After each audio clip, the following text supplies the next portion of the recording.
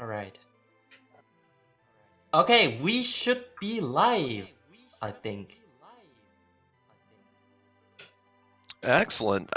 Good morning, afternoon, evening, bingo Looks enthusiasts. a little bit weird. I'm gonna crop the streams again later.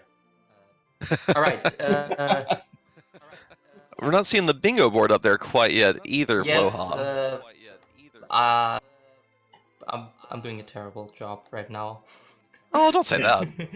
Okay. It's a lot to you guys juggle. are ready? Yeah, let's hear it for Floha for doing a fantastic job so far this event. Woo! There we go. Does his best. All right, you guys are ready to start? Looks good. I believe, yeah, Homj has actually deafened himself. He was expecting a countdown in the bingo sync room.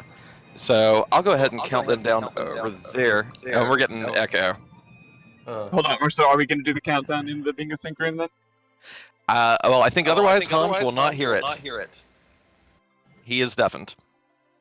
Okay, should So I I'm just going to count get out down of this quick? channel then? You're gonna tell him when he can start.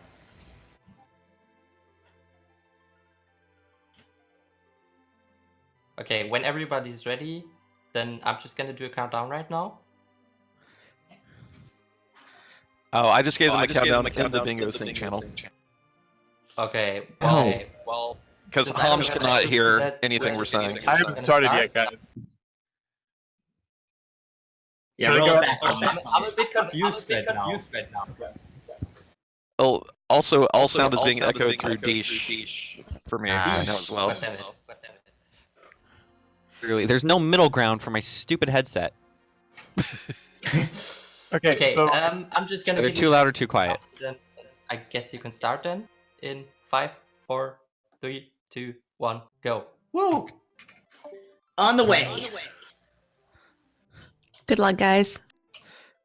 Thank you very much. We'll get everyone synced up in just a moment. Anyway, hi, bingo enthusiasts. I'm Invenerable. With me on commentary is Smapety. Smapety, how are you doing?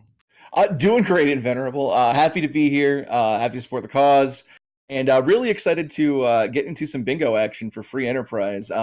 Free Enterprise is a really fantastic randomizer for Final Fantasy IV. It gives you a wealth of options and ways to play, and this is definitely one of the more interesting ways to play it. Oh yeah. And you know, the flag set we're using today is pretty lenient. Gonna be seeing a lot of the more overpowered gear and characters, like this Edge Kane duo that we have right out the gate. But we're doing triple bingo.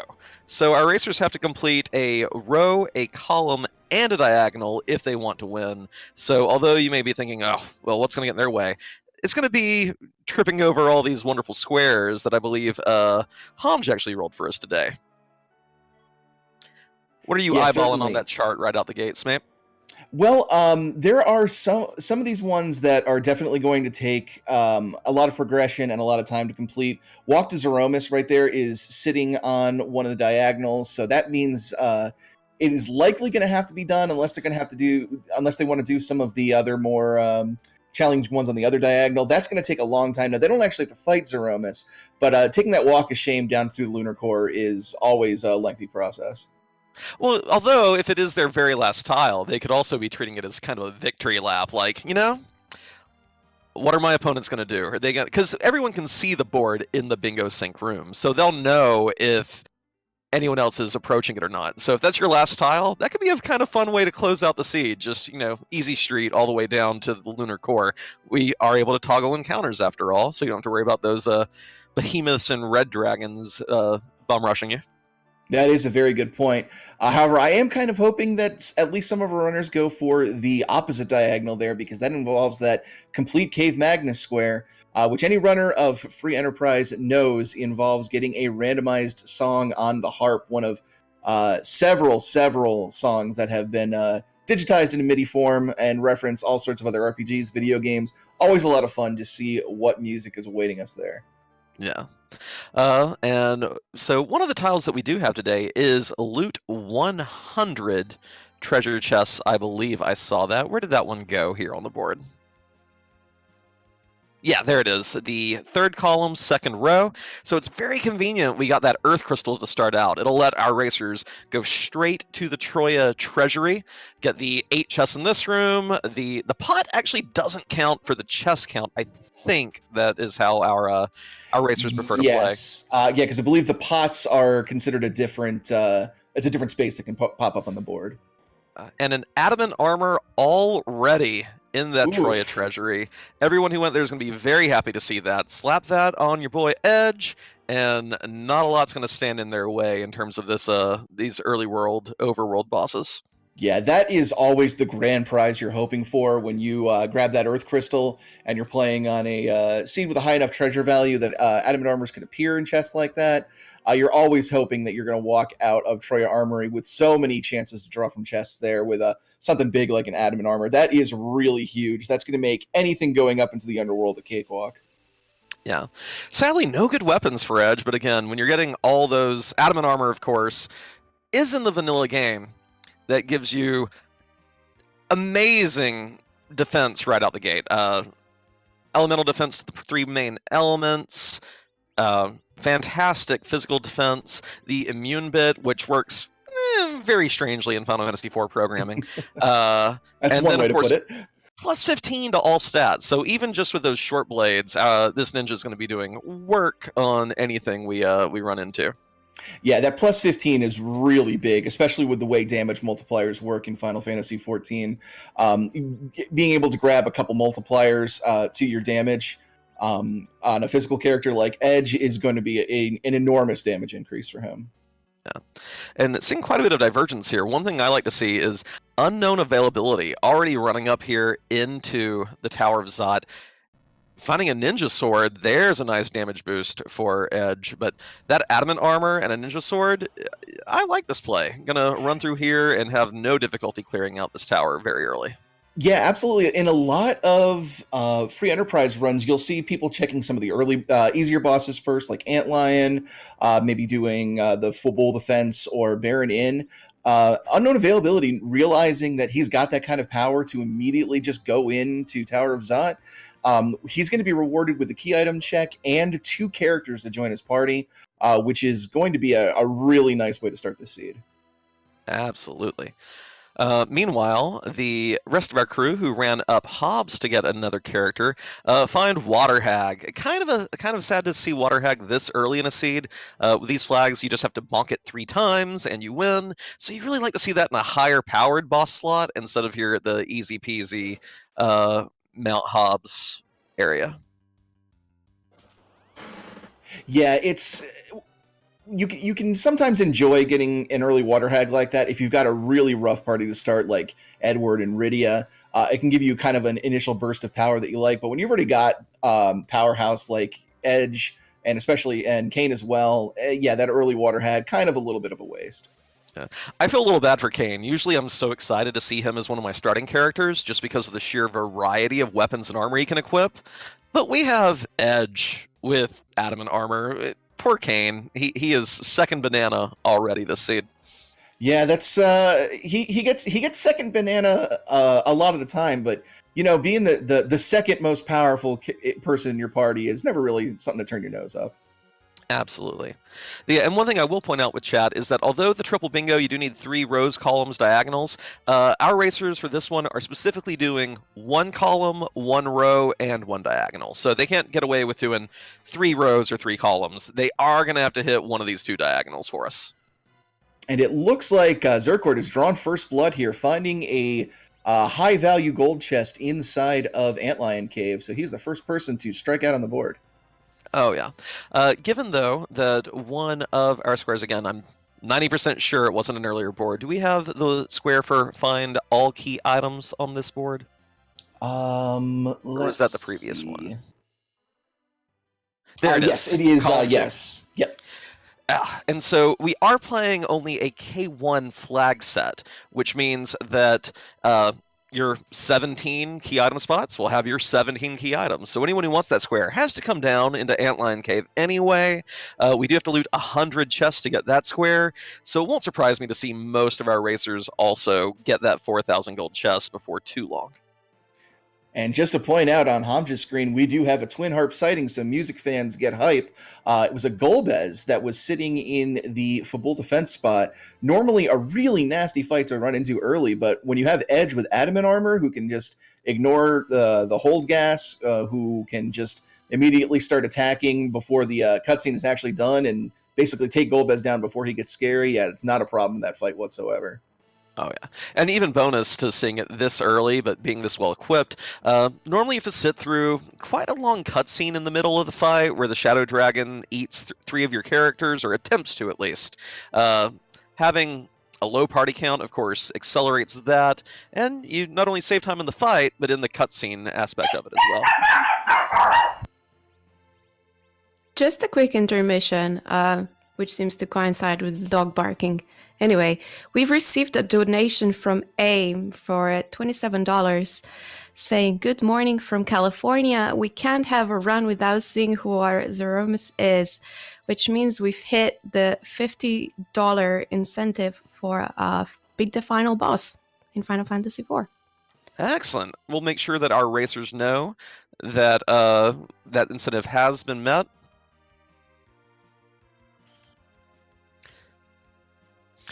I know that they're all focused on the race. Hopefully I'll make sure they are all aware of that. We do want to see whoever's butt we get to kick this afternoon.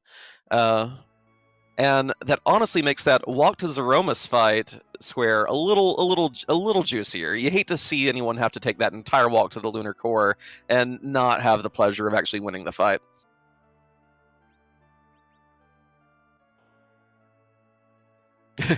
Smapey's getting the dogs under control right now, making sure we don't have another one of those for our donation alerts, which, I mean, it's okay for your dogs to get excited about meeting these incentives for sure. I'm sorry, these wrangling. Yeah, these little pups are just so excited about Free Enterprise Day, isn't that right, guys? Okay, good, they're being quiet now.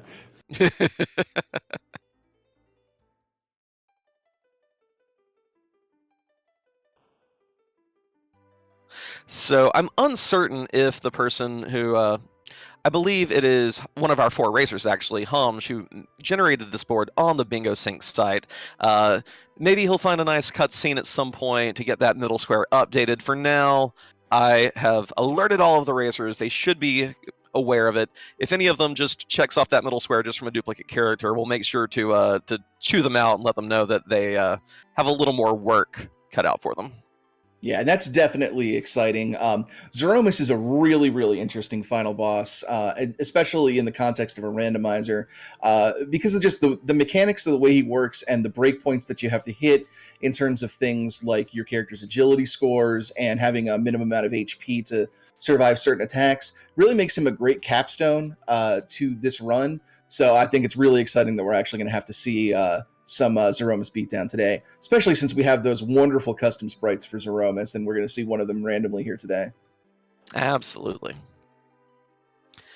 So get another view up here. Still only 2 of our racers found that gold in the Outline Cave. I'm surprised we aren't seeing more people, loot that kind of early. I assume, again, it kind of has to do with the power level of this team. If you have a weaker team, you're more likely to go to that weaker spot, but everyone here is just willing and able to take down these stronger bosses. It's good to see. Yeah, when you got Eblin's finest combined with the best armor in the game right from the word go, it really opens up a lot more possibilities as far as rounding is concerned. And all of a sudden, plumbing the depths of Antlion Cave for all those treasures becomes a lot less of a priority for a lot of racers.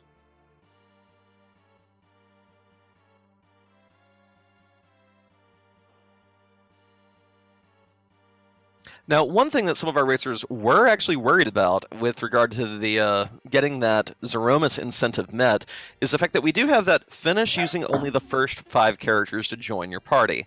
Of course, there are other rows, there's other columns, there's another diagonal available, so it's not required to do that square. But I know that some of our racers were worried, well, what if I don't get a white mage in my first 5 characters? You can definitely win the Zeromus fight without a white mage. It may involve quite a bit of Cure 3 throwing and such. But given that we met that dono, won't surprise me if we see the top left to bottom right diagonal rather than the top right to bottom left diagonal.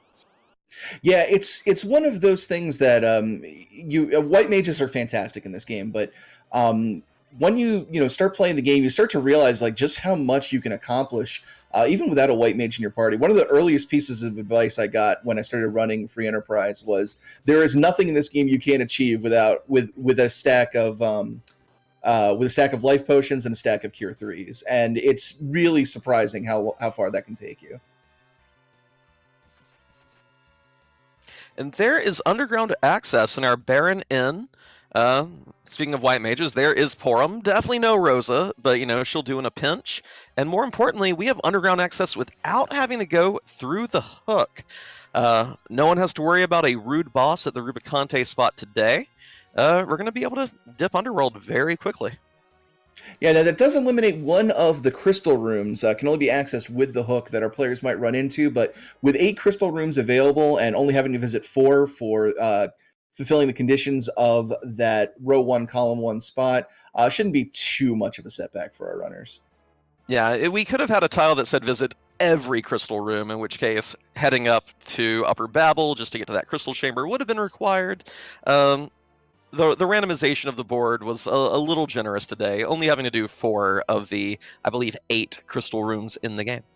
Yeah, right you are. Now, that being said, there still could be some trolly things with that magma key. There are 2 bosses that are in that hook path to the underworld, and we have not seen hide nor hair of Mist Dragon, so there's always a chance Mist Dragon could be hiding in there, and if our runners want to complete that all key item space, that is going to be something they're going to want to check. Oh, definitely. One thing you're seeing here that you won't see in a lot of Free Enterprise races, by the way, unless you're really desperate for loot, one of our tiles is full clear the watery pass. This does not require doing the second cave, the north cave, but you do have to get every chest here in the south cave. But since we're going for 100 chest minimum anyway, not the worst use of your time, and since you're going to get that square filled in as well. Yeah, especially with chests having as much value as they have. It's still not something I would go out of my way in a normal race to do, but you're going to likely get rewarded for your efforts in some way going through all these chests here. Yeah, and that's one of my favorite things about playing Free Enterprise with the bingo style that Homj has put such great work into to be compatible with the current style, the current flag of the game. It gives you a lot of opportunity to see play things that turn yourself with in races. Cute tiles that you have to fill in, and Is it just me, or is Invenerable breaking up a little? It's breaking up a little bit. Yeah, he is for me too. But yeah, he's absolutely correct. The waterway, just because of the way Free Enterprise is constructed, it's one of those places that there's really little benefit to checking. There's no key item reason to come here. Really, that all that's here is an abundance of chests, and generally speaking, not worth the time investment to come here. Unless you're just really desperate for loot. I've been there sometimes in some seeds, but really nice that with the bingo rules set up that we now have more incentive to come here. So looks like unknown availability is wrapping up the waterway passage here and should have completion of that very shortly. Yeah. I believe my internet has stabilized a bit. Red barred for a moment there. Apologies for the for going cyborg on you for a moment there, Smape. No, that's okay. I've seen you play Free Enterprise. I'm well aware you're a cyborg.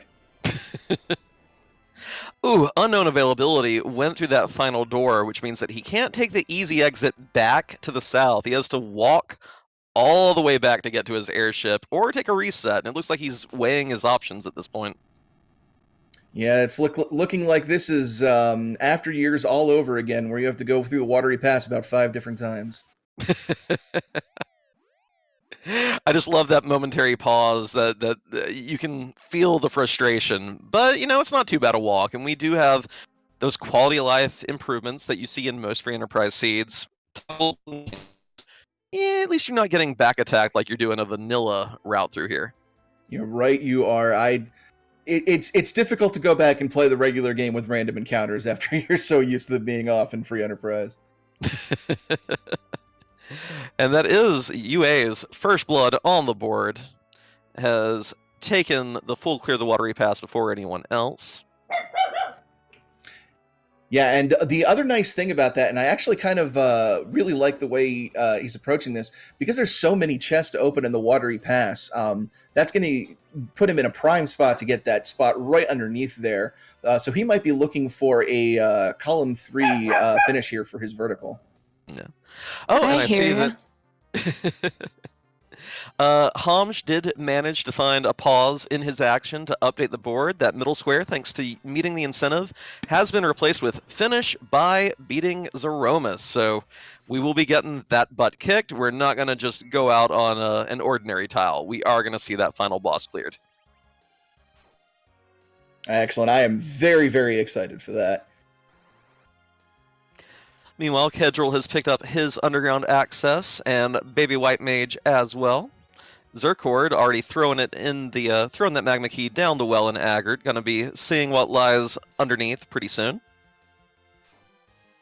Yeah, now while Porum is not necessarily most people's first pick for White Mage, just having a White Mage in there is going to be very nice. Not necessarily even for the healing so much, but when that Porum gets leveled up and gets access to that Berserk spell, I don't know that any of our runners have found any Bacchus Wine key items yet, but taking a look at the makeout of their party so far, they've got it looks like it's very bruiser heavy so far. Those Bacchus Wines will put Berserk on a target, but Porum can do it itself without consuming the item, and it's a really great way to squeeze a lot of extra damage out of your melee fighters to make a lot of fights go a lot faster. Mm-hmm. Another tricky thing that we're going to see this seed, we like to joke in the Free Enterprise community that one of the secret final boss of the game is inventory management. You actually don't have that big of an inventory, and there's a lot of loot in this game, especially once you put the dummied out Japanese items back in, like we do on the bulk of Free Enterprise seeds. And our characters have to be looking out for certain gear to fill out spots on their bingo board, and also figure out what they can eventually sell rather than trash to hit that 2 million gold mark. Yeah, and it's very interesting in a bingo race as opposed to a regular race where you might get, pretty set in what your party is going to be, or what strategies you're going to go for, what equipment you want to keep, what kind of equipment you want to get rid of. Here, you're probably going to be shifting things around a lot as you go for different objectives. You're not quite so sure. It's not quite so set in stone exactly what you're going to want or want to need. So yeah, inventory management is going to be a pretty crucial skill for all our runners here. Yeah. Notably, I do like that we have both squares for all 5 party members with different rings, and the same ring on all 5 party members, which is also a little tricky, because not every character can equip every ring, of course. Except, maybe if they found cursed rings for sale, you'd actually be very excited to curse your entire team. Yeah, I've, much to my chagrin, have discovered that the strength ring cannot be equipped by Edward. Apparently, it's just too big for his little bardic fingers. Hey, those are made for playing harps, not for and using spoons. Using advanced cutlery, yes. Advanced cutlery action.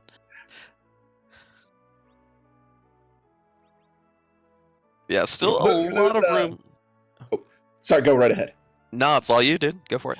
Just to say, for those not aware of some of the changes that have been made to Free Enterprise, one of the fun community flags we had in a way to sort of make Edward a more viable character in most playthroughs is the spoon flag. What that does is it turns the spoon from a 255 damage weapon that nobody can equip but Edge can throw to a 255 damage weapon that Edward can equip. In fitting with his Spoony Bard name. It is makes him an incredibly strong but ridiculously frail powerhouse, the epitome of the glass cannon, and really makes him a very interesting character to take. And again, we do have that square for collect all key items, which means our racers will be finding that spoon before they go to their Zeromus fight. Will they want to keep Eddie around, maybe throw that adamant armor on him and just show how much damage he can dish out? We'll see. Like, again, like you say, glass cannon, but seeing him throw up, like 5,000 damage a hit at Zeromus is always pleasant. Absolutely. Not to mention he has one of the highest, if not the highest, agility growths in the entire game, which means he can run circles around Zeromus, getting way more turns than many of your other party members, which really just amplifies his damage output. Sadly, we will probably not be seeing our racers deal with the Feymarch bosses. We are only playing on K1, so neither the Queen nor the King spot there. The CPU fight and the Dark Imps, respectively, neither one's going to have anything good for us. Yeah. So just peeking them, saying, nope, you're not Miss Dragon. I'm out of here. Now, that being said, they do want to visit the throne rooms that are available, so they will probably peek in on the Eidolon royalty today, but probably not stick around long to challenge them to a fight. Zircord finding a pretty useful find, by the way, in the Feymarch armor shop. Ruby rings for sale. That's one that decent group of party members can equip. Luckily, we do have the rescue flag enabled, so you don't have to give up party members. You can always go back to the Tower of Wishes in Mysidia to reform your team. And getting 5 people who can wear ruby rings, not too tricky. Yeah, absolutely. Plus, it's going to add to that 5 different ring limited objective as well. So yeah, pretty good find there. Absolutely. Conveniently enough, as well, other squares on our bingo board that kind of overlap with each other.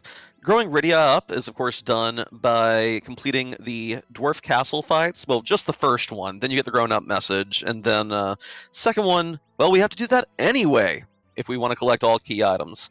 So there are a lot of squares on our board today that'll really work well together. Yeah, an important clarification and note is that the Grow Rydia up square just means that they have to complete the first fight of Dwarf Castle and get that message that said Rydia grows up. They don't actually have to have a Rydia in their party to grow up. Just as long as they've seen that message, that's all the qualification they need to check that square off. Yeah. Contrast that with top of Mount ordeals with Pally Cecil over at column 2, row 2. There, you have to have both completed ordeals, and you have to get a Cecil and take him up there. So you can't just make the visit in that case. You actually have to have the character. Yeah, that's knighthood for you. Always a hassle.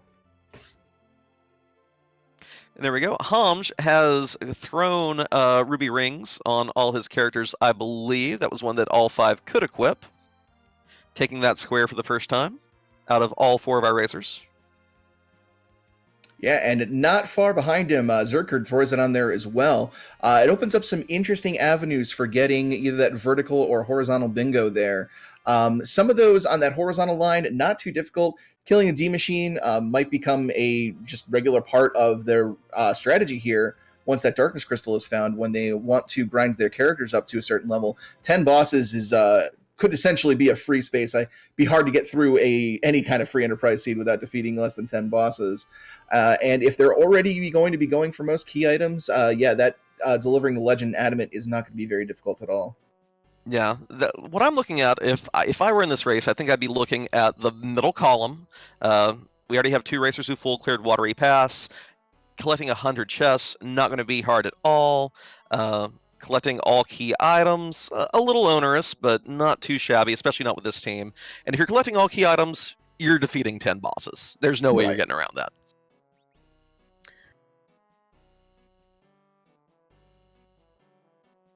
Then honestly, although row 5 is nice, row 4 might be a little easier. If we're already doing collect all key items, great. Then you have to do Cave Magnus. Visiting all 7 throne rooms, not so bad. And getting 3,000 HP, not that hard. You won't have to get that many levels on either Edge or Kane to hit that point. Yeah, that's a very good point. Now that I'm looking at that row, that is a lot of things that are going to be incidental to clearing other spaces on this board. So, I'm kind of in agreement with you there. I think that's definitely a row to aim for. Yeah. Although, of course, we do have to get a diagonal, so I'm excited to see. Oh, go ahead. I was going to say, yeah, those diagonals are probably going to be the sticking point for most of the runners, just kind of looking at the objectives on there.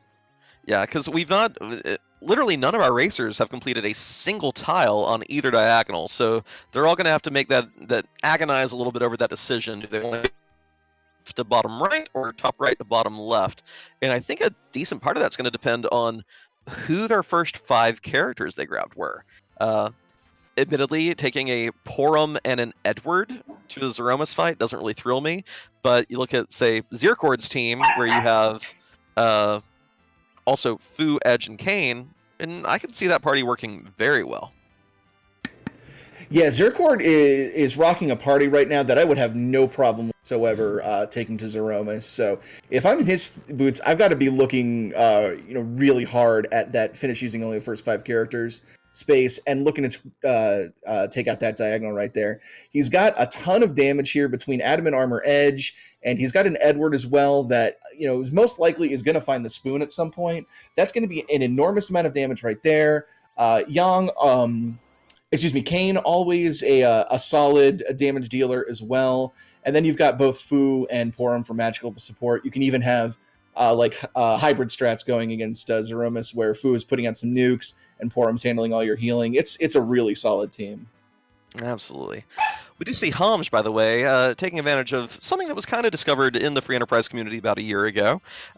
If you use the Siren item, it'll summon the rarest encounter formation in an area, and there's a wonderful little spot here with yellow dragon eggs that just give an absolutely absurd amount of XP, and as long as you kill them in one hit or freeze them with stop effects, you're just going to kill them with ease, get yourself a ton of XP.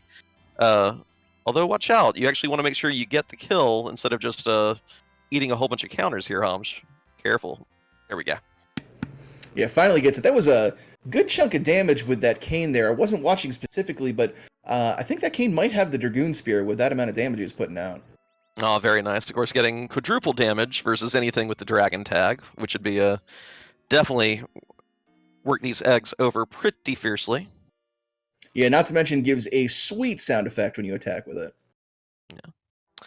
Oh, and Unknown Availability is making a run here at the Twin Harp. So getting ready for some excellent Twin Harp remixes of hopefully a pretty good song today.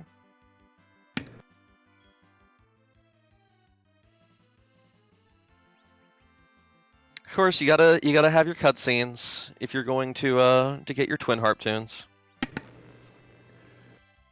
Yeah, not sure that we're going to be able to get the restream switched over to his stream to hear what music it is, but hopefully he'll give us a little peek at the harp, which has the side effect in Free Enterprise of telling you exactly what song is playing.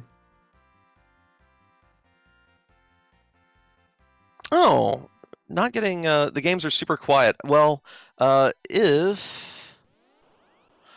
I think we know who to ping about that. We'll see if Floha can't get a...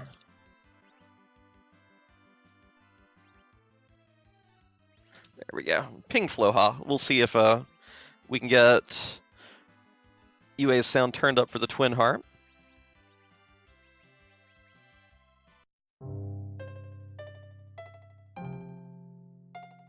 Oh, okay. There's apparently no game audio at all.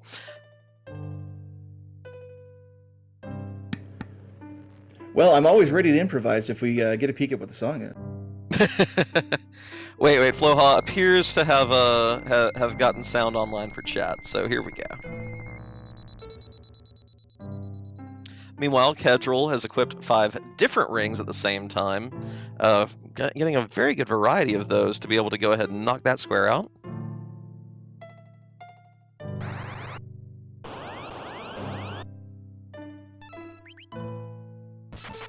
Got the Final Fantasy VII main theme. SNES version. The lesser known 16-bit version of Final Fantasy VII. By the way, huge props to Floha, working exceedingly hard, pulling these restreams off, which, having done a little bit of restream help for the Free Enterprise community, having to also pull all the bingo stuff together, manage this many voices, y'all, give it up for Floha. Just doing a great job helping put this event on this week. Yeah, can often be a very monumental task juggling all that. So, yeah, definitely major props.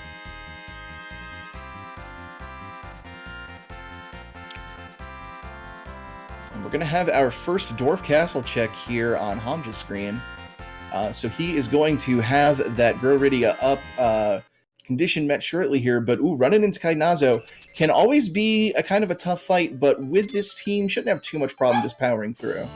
Yeah, this is a relatively high HP spot in the Underworld because it does combine all the HP of the vanilla cows, the vanilla Brainas, and the big Calbrina doll. But Humsh took the time to go ahead and grind out those dragon eggs, so team dishing out great damage here. Kainatsu, if he even gets a chance to get a wave off, will not be doing significant damage. Yeah, that wave actually does damage based on Kainazo's remaining HP. So if you run into him in a very fast spot where he gets that wave off before you can do a substantial chunk of damage to him, that can do an incredible amount of damage to your team. But yeah, Homj having no problem whatsoever. I don't think he sees a single wave, and we're going to get Rydia grown up and see who he gets as a character for his troubles. Yep. Dining on turtle soup, gonna see the character, gonna get that grow Rydia up square. And if we had paid attention earlier, I admit I missed it, we would have known Octomammoth's here. You do get to peek this fight when you go up Tower of Zot.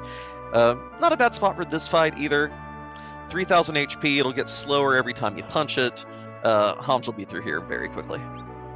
And there was an engineer waiting for him there and wasting no time in kicking Sid to the curb. Sid, not a terrible character if you draw him early, but with this kind of powerhouse team that he's rocking right now, I can't blame him at all for showing Sid the door. Oh yeah, the main upgrade I would see Homj making would be possibly grabbing that Fusoya that's hanging out in Kaipo, maybe upgrading his White Mage, unless of course he intends to do that bottom left to top right diagonal, in which case, stick with your team, get all the levels you can, don't worry about flipping them back and forth before heading up to the moon for the Zeromus fight. Yeah, absolutely. One of the features of Free Enterprise that is relatively new to the randomizer is the rescue feature, which is sort of inspired from the GBA remake of Final Fantasy IV, where you can swap characters out that you've recruited at the Tower of Wishes in Mysidia.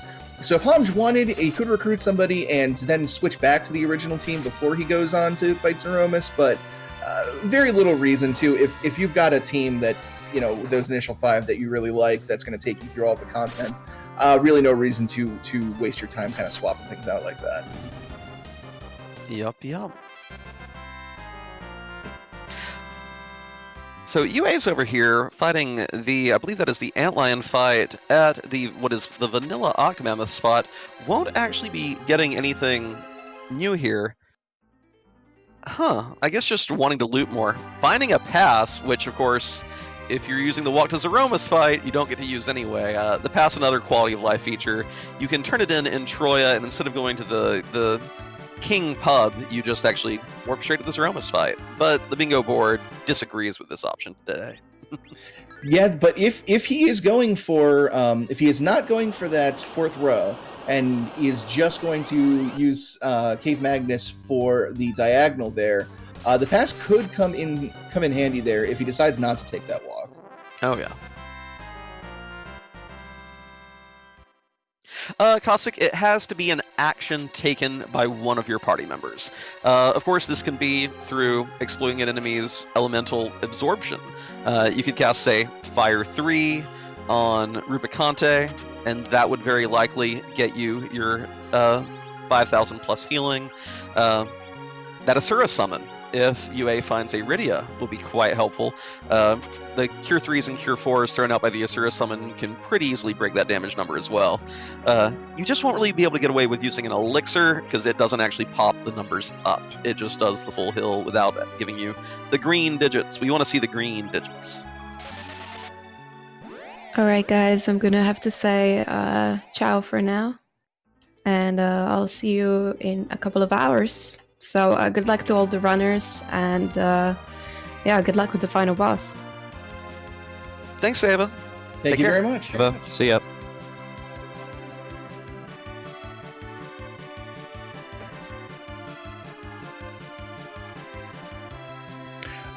Question in chat, does visit the top of Mount Ordeals include going up there with DKC and finishing the dungeon? Yes, it does. The spot they need to get to is the spot just in front of the entrance to Kluya's Shrine. So since you're stepping out of that spot and into that spot with Paladin Cecil after the transformation, that does indeed count as successfully completing that spot. Yeah. just for added clarification, you don't have to go there with DKC. You can do it, come back later with Paladin Cecil, but that will force you to double dip. You'll have to walk all the way back up there and stand at that spot again. Oh, and by the way, hello Darkness Crystal. Hello Darkness. That really opens things up here. That gives Moon access. That gives access to the Giant of Babel, which completion of which is one of the spots on the bingo board. Also gives access to that D-Machine fight, which is another spot on the board that can be completed. So, yeah, Unknown Availability really has his game wide open for him, and it's basically his decision what he wants to do from this point on. Yeah, I believe Kedril, Zircord, and UA all have that at this point. I'm uncertain if Homsh has made that Twin Harp dive yet. Okay, yeah, Homsh still has the Twin Harp. Not been there quite yet. That is one of the tricky things, of course. Usually in a non-bingo race, you're keeping track of all the key items. Here, the tiles are even more important, so it can be a little tricky to keep track of which racers have access to which areas, but I'm pretty sure things are just wide open at this point. We should make it mandatory for them to check that new track feature every 5 minutes for us. Mel, they're not on teams, actually. This is complete free-for-all amongst these 4 racers. So although some of the bingo races this weekend are team-based, these 4 are all going solo. Now, Homj is taking the dive into Sylph Cave here. I don't recall seeing anyone pick up the pan, but... Oh yeah, it was the antline item. It was the antline item, okay. Yeah, so Homj just got that, gonna be doing this. Well, Sylphs will not have a key item, of course. It is only K1, but Sheila will have 2.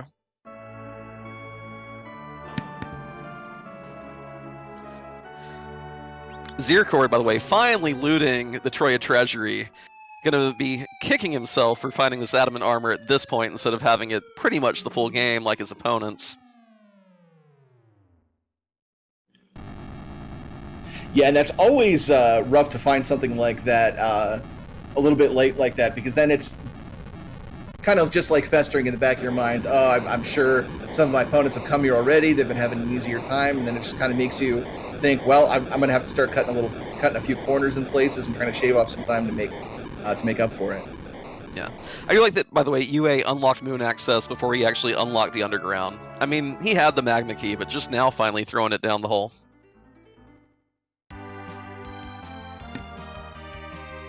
I mean, sometimes you need to take a break, and sometimes you need to take a sequence break.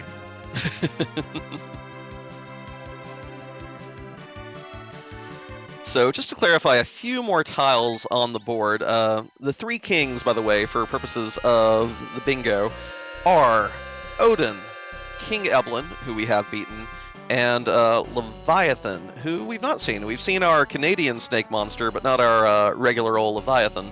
Ogopogo was up on Ordeals, does not count. Palette swaps, get out of here. We need the real deal if we're going to be completing that tile. Yeah, like usual, Ogopogo, good for nothing. Ooh, is that a crystal sword? I saw Unknown Availability pickup. Yeah, crystal sword there in the basement. And also, Zircord has hit the 100 chest mark, first of our racers to do so. They're all going to be making that square pretty handily eventually. Yeah, going up through the basement in Dwarf Castle there is not a very common check by a lot of people, but especially when you're trying to get that 100 chests here, definitely a heads-up play to be going through there and picking those up. Yeah. And speaking of all wearing the same 5 rings, there we go. Unknown Availability, about to curse the entire team. One of the few rings that every character in the game can wear. Yes, including Dark Knight Cecil. So, good find here, but again, inventory management, true final boss. Yeah, definitely holding on to one of those cursed rings can be beneficial, since it is now confirmed that we're going to have to fight this thing off. You can use that cursed ring to do some agility manipulation, which, without getting into the nitty-gritty of it, you can basically adjust the way the rest of the participants in a battle, how fast or slow they are, relative to the middle character in your party. So if you give them a cursed ring to lower their agility, you can actually increase the speed of everybody else relative to them. So it can be very useful for trying to shave a couple turns off of Zeromus in the last fight. Oh, and the Odin fight, there's the second of our 3 kings, was up here in Zot. So we have 2 of the 3. the question now is, so here's one of the dilemmas that our racers have to deal with here, Smape, and it's that any given free enterprise seed will have one fewer boss than the full pool. We don't bother with the Water Hag Vanilla location in Kaipo.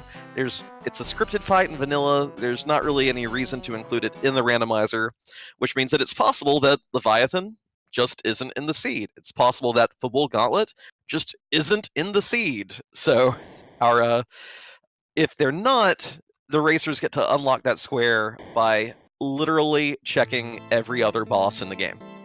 Which, please.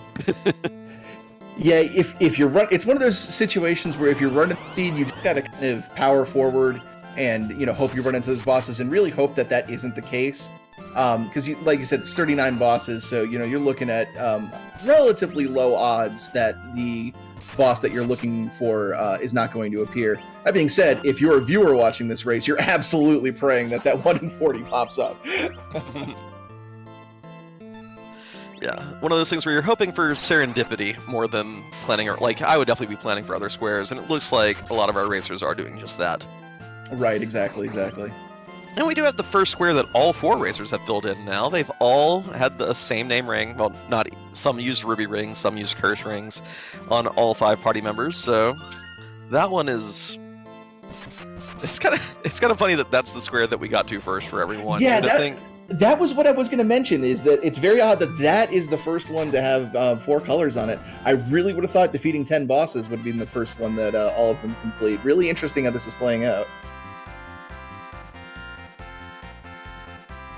Real quick, another couple donation incentives. We have multiple donation incentive to upgrade to a blackout bingo. We still have $50 to go to that one, so be sure to donate for that. And there is a bid war for the Simpsons Hit and Run, English versus French, so be sure to donate for which language you want that to be in.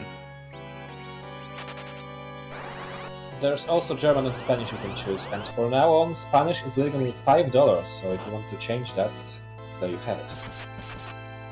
Excellent. Get those donations in. I've actually watched a few Simpsons episodes with the Spanish dub, and it is actually the voice actors in the Spanish version are actually pretty phenomenal.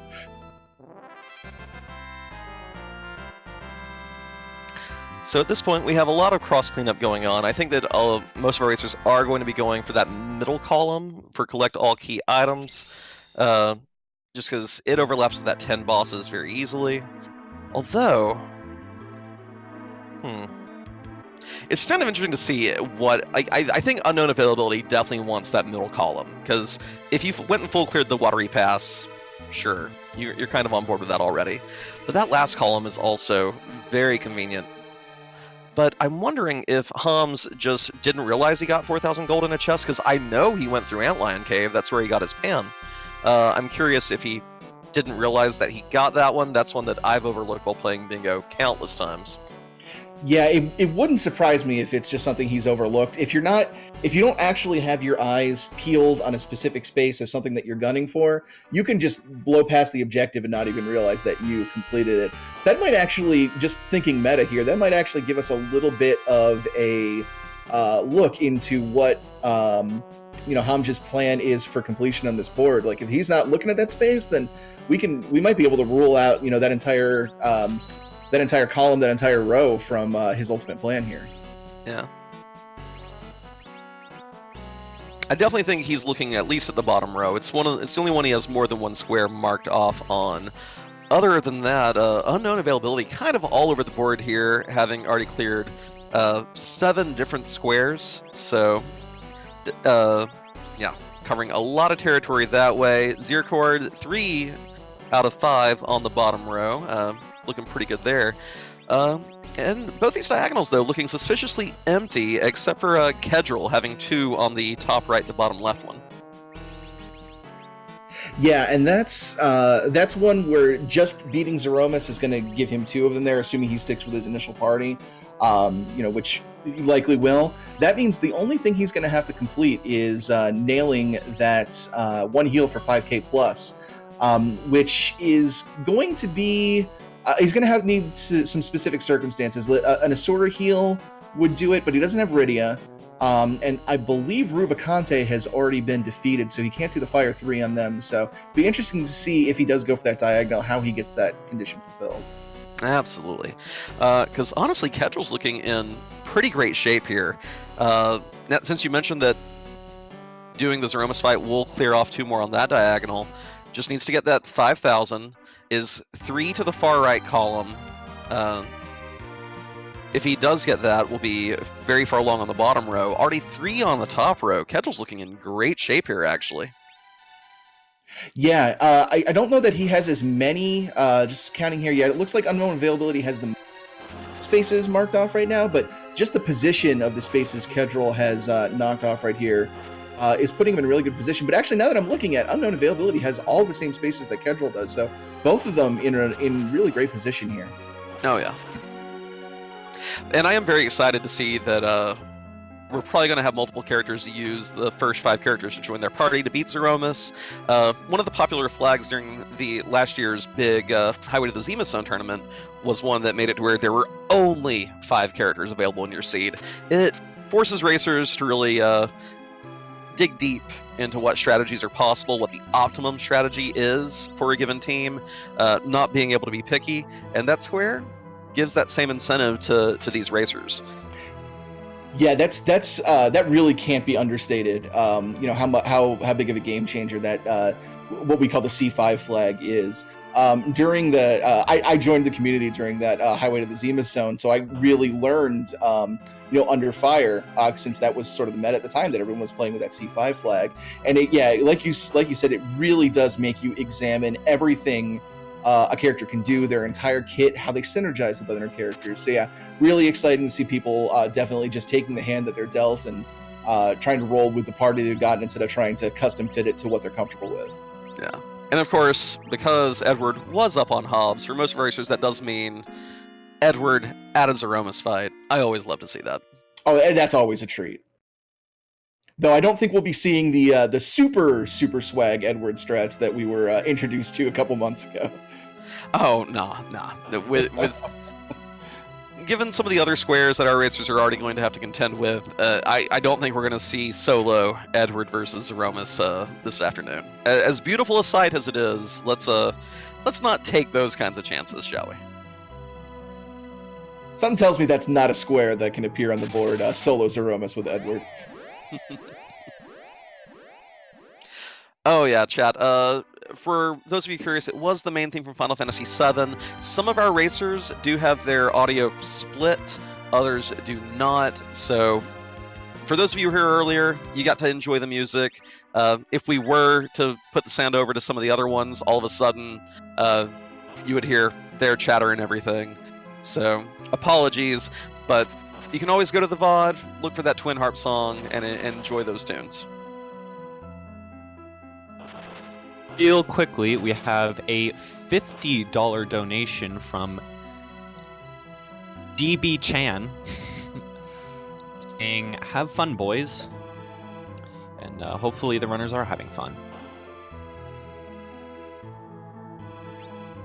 And that being said, we have raised already $200, so we are nearing the last year's result, which was 640, I believe. So we may actually break the record really quickly. Awesome. Fantastic. Great start to the marathon. So if you want this to happen, please keep donating. And Ham's grabbing his Darkness Crystal, so he's going to have lunar access as well. So far, nobody deciding to take on the moon just yet. Kind of hard to blame anyone with all of these objectives on here, and still so much left to do in the underground. Really not a huge rush to get to the moon like you might have in a regular free enterprise seed. Oh yeah. Just alone the fact that, not everyone may go for that collect all key item square. Honestly, I'm now looking at the options of that far right column more than the middle one. So they could actually cut it a little short on the collecting all key items, because we've not seen Mist Dragon either, wherever dying. Ugh. I would definitely be reconsidering that column and targeting probably that far right one, like at least UA and Ketchel seem to have done. Yeah, especially Hamj, I believe, has Yang in his party right now. So that 3k HP total is going to be very, very easy to hit with Fabul's greatest monk. Absolutely. Kind of funny. His HP growth is better than pretty much any other characters, and then it just stops at 6,000. They didn't bother putting more growth past that point. They're like, who's gonna have this guy at the end game? If only they knew. If they only knew.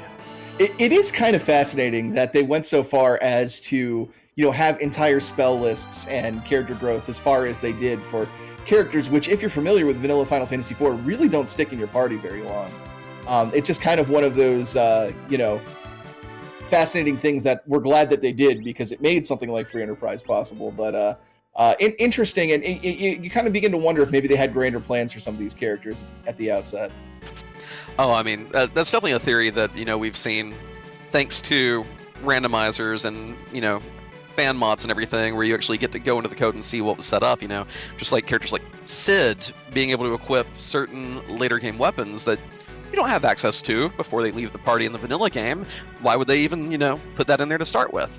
And clearly, there was those intentions, which I think the advanced version kind of gave us a little peek into what they had initially hoped for. Yeah, that's very, very true. With the ability to swap your characters out before going into the end game, there was a really neat function to add to that version, and I kind of set the stage for what we'd eventually see in Free Enterprise some decade later. Yeah. Kedril, having gotten those 3,000 HP, marks off another one on that final column, looking in great shape here. Yeah, all they need for that vertical bingo is to kill a D-Machine, which is, now correct me if I'm wrong, I believe the only place you can encounter them is in the Giant of Babel, is that correct? Right. So yeah, there's a very famous fight you can get into against a searcher that will continuously spawn D-Machines in the final save room before the fight with the 4 elements. You can continuously hit that searcher to spawn D-Machines over and over. It lets you grind off them without having to reset the battle every time. And you can use the life glitch to get double experience for them. Very popular in certain flag sets where your grinding options are limited to go up there and get levels that way. So we'll see if any of our runners decide to sort of take double duty there to get that checked off and get some levels for their characters. Oh, yeah. Strat in Free Enterprise adapted from the No 64 route of vanilla speedrun. Same technique you use there to gain all the levels you need for the final Zeromus fight. So, very, very nice source of just a ridiculous amount of XP. But we only need one D-Machine, and with Sirens, maybe our runners will seek a more fertile ground doing their grinds elsewhere. And Hamj finding the original Mylon in what we affectionately like to call the French vanilla spot here. Looks like he decided to take refuge up inside the shrine instead of waiting out on the bridge.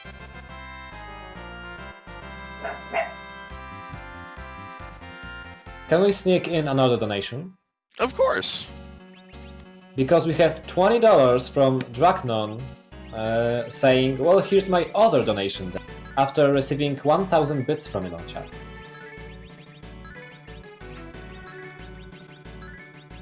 Awesome. Thank you so much, Dracnon. GG. Yes, thank you very much. Yeah, Zircord finding Zircord and Kedril both high-fiving here at the Dark Knight Cecil, the Pain Man fight in Upper Babel. Dark Waves here won't do a lot of damage, enduring 3 of them, not so tricky. Basically a free fight. Kind of sad we didn't see him in a rooter spot if anyone felt compelled to do a Giant of Babel maybe, or other places where those Dark Waves hit for 4 digits. But, we'll take it. At least we got to see him. Yeah, definitely. For those unfamiliar with the vanilla game, Dark Knight Cecil's fight has a story trigger in it where the fight essentially ends after you take 3 attacks from him. in the vanilla game, you're supposed to teach you that the way of the paladin is the way of peace and to not attack. You can actually just attack him if you want to in this and deplete his HP the regular way to beat him that way. But in a lot of spots, it's just easier to let that storyline trigger happen. If he's hitting particularly hard, you can use some of your white mages to sort of top you off and survive all 3 of the hits. But that's sort of the strategy going into that fight in most free enterprise seeds. Yeah. Fighting the Magus Sisters in the cannon room. Not a lot of HP at this spot. We've replaced the 3 Dark Imps with 3 minions of Valvalus. Let's see if they... No, the party doesn't even notice. Just one shot, one shot. Not particularly difficult here. That's actually a pretty nice place to run into that Magus Sisters fight here. Magus Sisters can be pretty annoying, especially in high HP spots, just because of the way their mechanics work. Sandy will put Reflect up on Cindy, and Cindy has the ability to, a couple turns after either of her sisters die, revive them at full HP. So it can be difficult to target Cindy, especially if your characters aren't back row capable, since they'll only be doing diminished damage to that middle spot, because Mindy's going to be in the front. So yeah, it can just be kind of a pain. So really good to get that out of the way in a spot where you don't really have to worry about the mechanics. Indeed. F. Let's see, Homj about to turn in that Adamant and Legend Sword. We have no sign of Cecil's, so not really getting use out of the Excalibur beyond throwing it with Edge perhaps down the road, but it will mark off another square on that bottom row. Yes, indeed. Plus, it also importantly gives access to that mysterious Kokol shop, which just always seems to have some fantastic items. Yeah, right there you can see some lunar staves, things like that. It's one of the side benefits for turning in those 2 key items for the Excalibur, is that shop can really have some great stuff.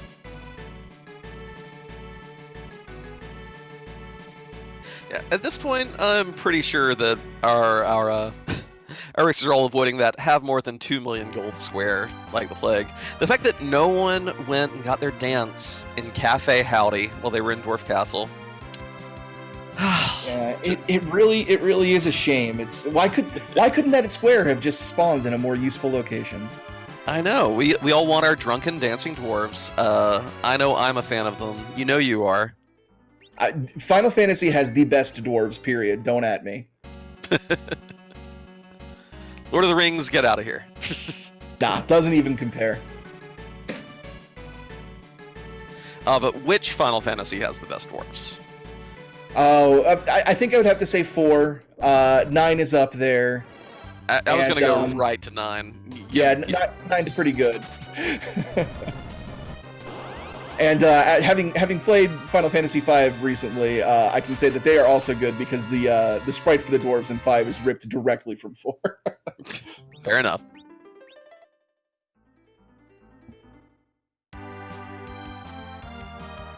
Unknown availability actually being like, okay, no. Edward is not worth the time it takes to beat up Waterhack. It's kind of funny to see someone reset out of a, what is really kind of a trivial fight, but at the same time, cutscenes just, ugh. Yeah, really, those seconds. Really kind of puts in perspective the value Edward can have at some points when you're not willing to sit through a free fight to pick him up. I mean, I'm pretty sure Unknown Availability has the spoon, but I guess you can always just opt to throw it with Edge instead. Yeah, why bother dealing with a glass cannon when you just get a free $9.99 and call it a day? Also true. Ooh, another adamant armor, by the way, here in the Baron Watery Pass. That is really, really cool to find, especially with how really bruisery these parties are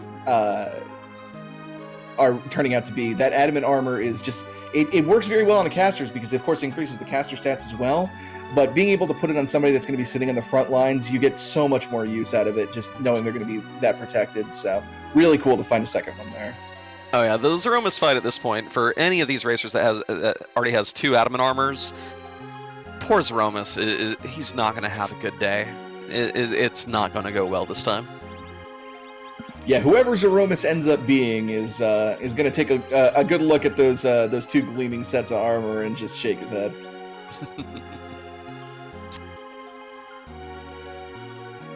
Yeah, there was a brief argument at RPG Limit Break about, well, not argument, more like people choosing sides of the most potent armor in an old school video game, whether it's the Erdrix armor or the Adamant armor. Pretty sure it's the Adamant armor. I may be biased though. Yeah, I'm definitely biased as well, but it's difficult to argue against the Adamant armor. When you've got something that powerful and you can put it on somebody like Edward, and all of a sudden they turn into a rampaging beast, you know you've got a good item. Kedril, by the way, provided he can land this weak spell sooner rather than later, will be clearing out that fourth column. First one to have a bingo. Of course, it's triple bingo, so have to get a row and a diagonal as well. And there's our first bingo of this race. GG to Kedril, finding that 1D machine using the Siren in the stomach. Great XP, of course. Just that goes to show you just how valuable they are when you are doing a full grind. Yeah, definitely, and that is a substantial lead for Kendril here. Not long ago was very much neck and neck with unknown availability, but right now has really jumped ahead here. So really interesting to see where he goes from here. Now, one thing I am surprised, though, is that Kedril has continued on here into the Giant, which makes me wonder, I can't see him really going for that middle column, or second column or middle row that has Complete the Giant of Babel, but he might be going, hoping to find Cecil here. If Cecil is the character here, then all of a sudden Kedril is very close to completing that top left to bottom right diagonal. Now that is a very good point, because that Complete the Giant of Babel is in a really awkward position where it doesn't get you completion on any of the diagonals, and just the row that it's on doesn't seem very useful for Kendril right now. But you're absolutely right. If he does find Cecil here, that puts him in an amazing position. If he doesn't, this is a lot of time that might end up being wasted, but you know, big gambles often pay out if you gamble correctly. So we'll see how this ends up. And we do have a Valvolus here in the element spot, which is not as bad as you would expect. Does not have quite, I believe, the physical evade that it does at other spots, and I think even some spells can penetrate the magic defense here. For some reason, Elements is just one of those spots that when Val is randomized there, her tornado form doesn't have maximum effectiveness. I'm going to pull up the stat sheet just to double check right quick. See, now that's dedication to the craft, is getting the exact stats right there. Shoutouts to Invenerable here. Well, it's good to know for when you're racing these things as well, although hopefully you don't do too many element spots.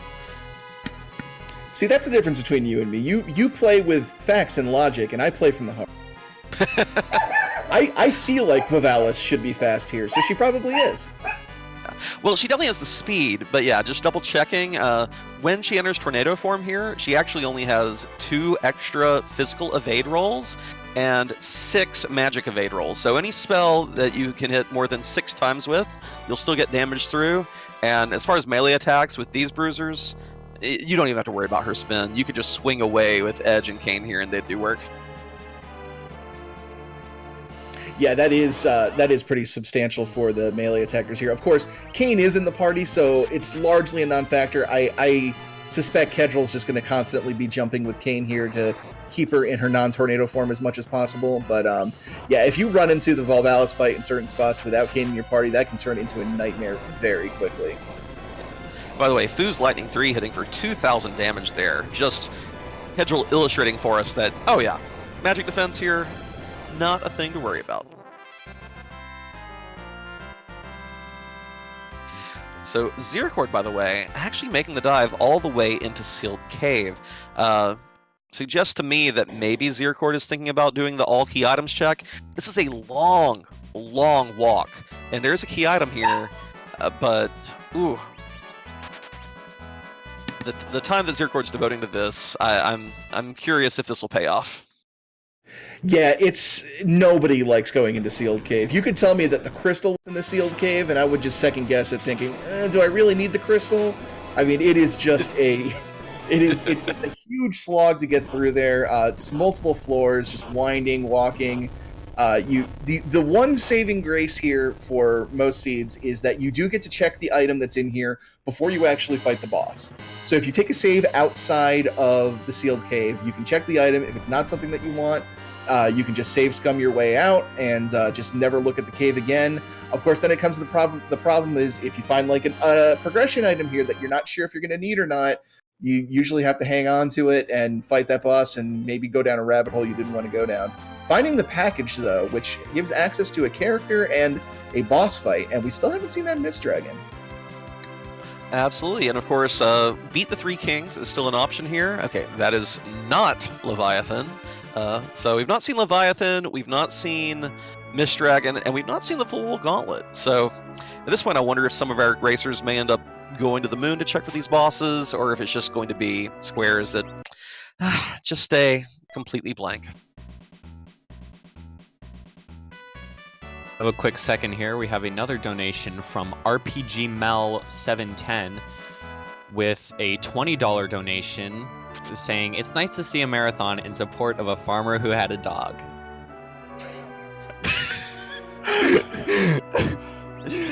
I wasn't phased by it until I read it out loud. But it's much more painful when you read it than Oh. I apologize for that. That is he is my 2v2 partner in Free Enterprise, so I feel personally responsible for this. Oh no. Be sure to give him a nice slap upside the back of the head for me. Thank you very much for your donation, RPG Mel. That's really awesome. The Kedril, by the way, after that Val fight, finds a very easy-peasy fight here at the CPU spot. Just the dolls, which, again, having their HP split amongst all 6 of them and the big doll, pretty easy to knock out with a dose of Quake. Kedril does so. I'm guessing he's keeping his fingers crossed for a Cecil to walk out of this door. Who do we got? Show me. Oh! Wow! The time spent up here, wall gamble. That is huge. Yeah, that'll let him get that second column, second row, mount ordeals with Pally Cecil. Not going to worry about beating Zeromus with the first 5 characters to join the party. Just have to take the walk, beat Zeromus, and somewhere heal a target for 5,000. Kedril is in great shape to run away with this after making that Giant of Babel gamble. Yeah, it is incredible how just making that play, going through there, something that I don't think a lot of our runners are going to entertain the notion of, has just catapulted him just head and shoulders above the rest of the runners here.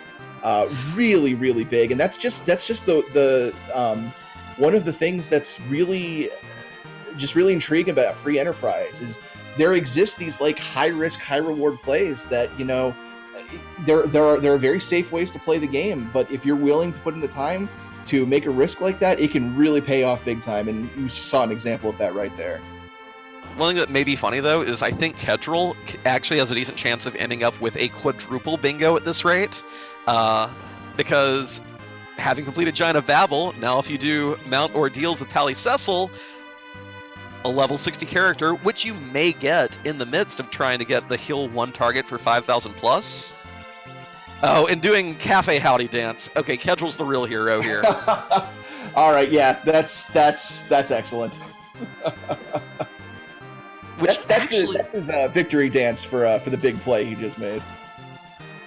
Kedril may actually be, Kedril may be abandoning the goal of the bottom row and run up ordeals, get rid of Cecil for one of your original 5, and then all Kedril has to do is beat Zeromus. So I think Kedril has changed his game up here, deciding not to go for that bottom row, going for row 2 instead. Yeah, that's very heads up, because that heal 1 target for 5k plus is by no means an easy square to get. There are very few ways to actually hit that high on the with a single heal in this game. So yeah, really heads up play there to sort of adjust his strategy and go for a different target here. Now, one thing I wonder though, and this is something that the other racers, if they want to metagame, looking at the bingo board. Okay, I see Kedril completed the Giant of Babil. I see that he just suddenly went out of his way to get a dance in Cafe Howdy.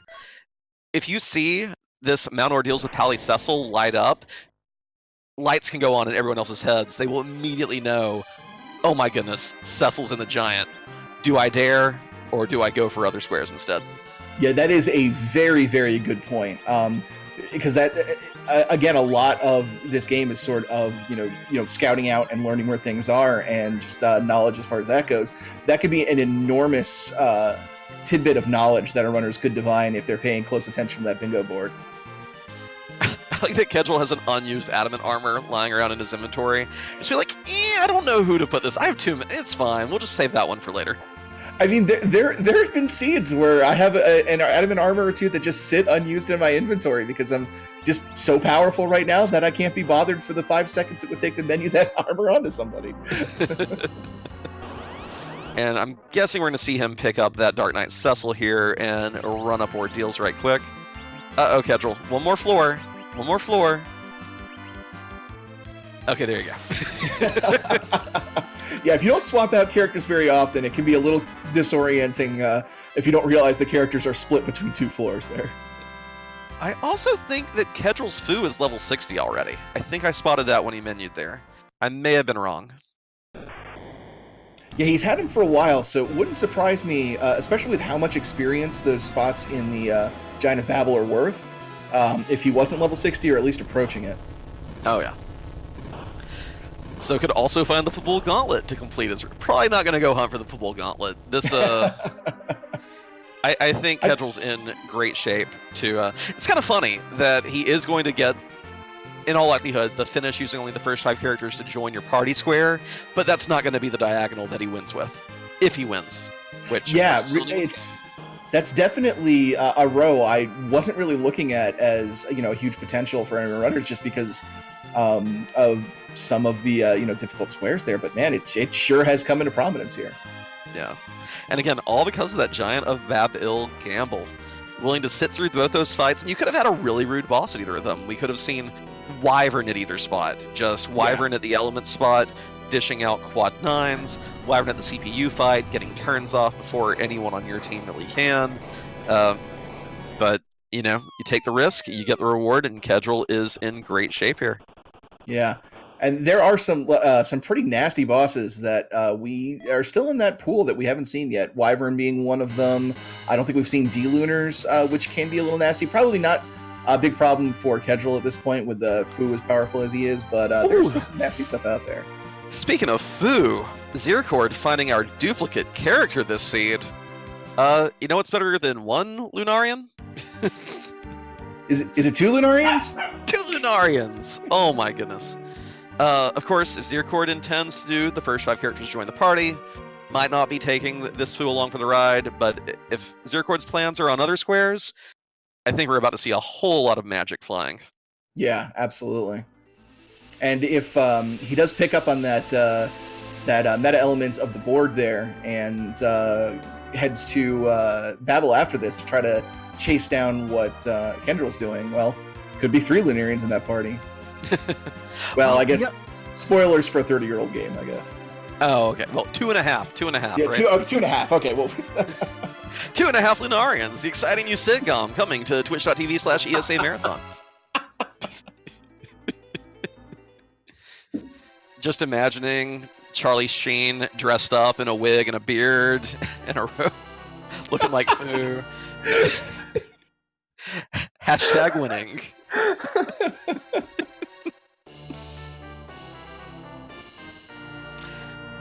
I don't know who plays him, but I'm imagining that kid with like white hair with beads in it now. So yeah, thank you very much. This is an image I'm not going to be able to bleach from my mind for quite some time. I appreciate it, Invent. Hey, Zircord found the Mist Dragon. So if Zircord wants the all key items, in great shape for that now. Yeah, that is really great, because that is something we actually mentioned was a distinct possibility earlier. Was Mist Dragon could be hiding behind that hook seed, and lo and behold. This is one of my favorite places for Mist Dragon to hide. This spot's always golden, as long as you already have the Magma Key, which means this is completely optional. So, love to see D-Mist here. Love to see D-Mist anywhere on the Giant, behind the package fight. Now here's a question. Have we seen the crystal yet? Huh. You know what? Is Mrs. Rydia holding on to that crystal? Given that Zircord is not fighting Mom Bomb and tried to exit, which you can't do here, you can gonna have to walk out. It must be the Mist Dragon item. Holy crap! So I cannot wait to tell Scala what she rolled.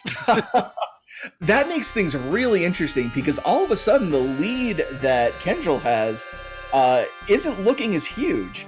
Because even though he's got this, really great path to victory right now, he's still got to beat Zeromus, and he can't do that without that crystal. And so he might be hunting in a lot of places, say on the moon for the Mist Dragon, if he figures out that's the last location he's got for a key item. And the last place anyone would want to check for the Mist Dragon is going to be in, in upper battle on a Magma Key seed. So this could get really interesting. Yeah, talking about big gambles that pay off, because we've not checked a single moon spot. There's the Bahamut spot. There's all 5 of the lunar subterranean boss spots that Mist Dragon could be hiding at any one. And for Zircord to make this guess, I think Zircord just really took the reins away from Kedril on this seed.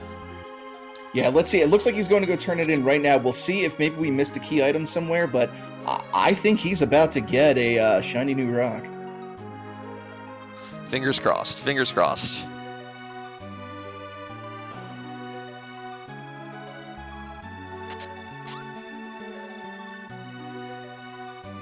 Skull, you magnificent woman!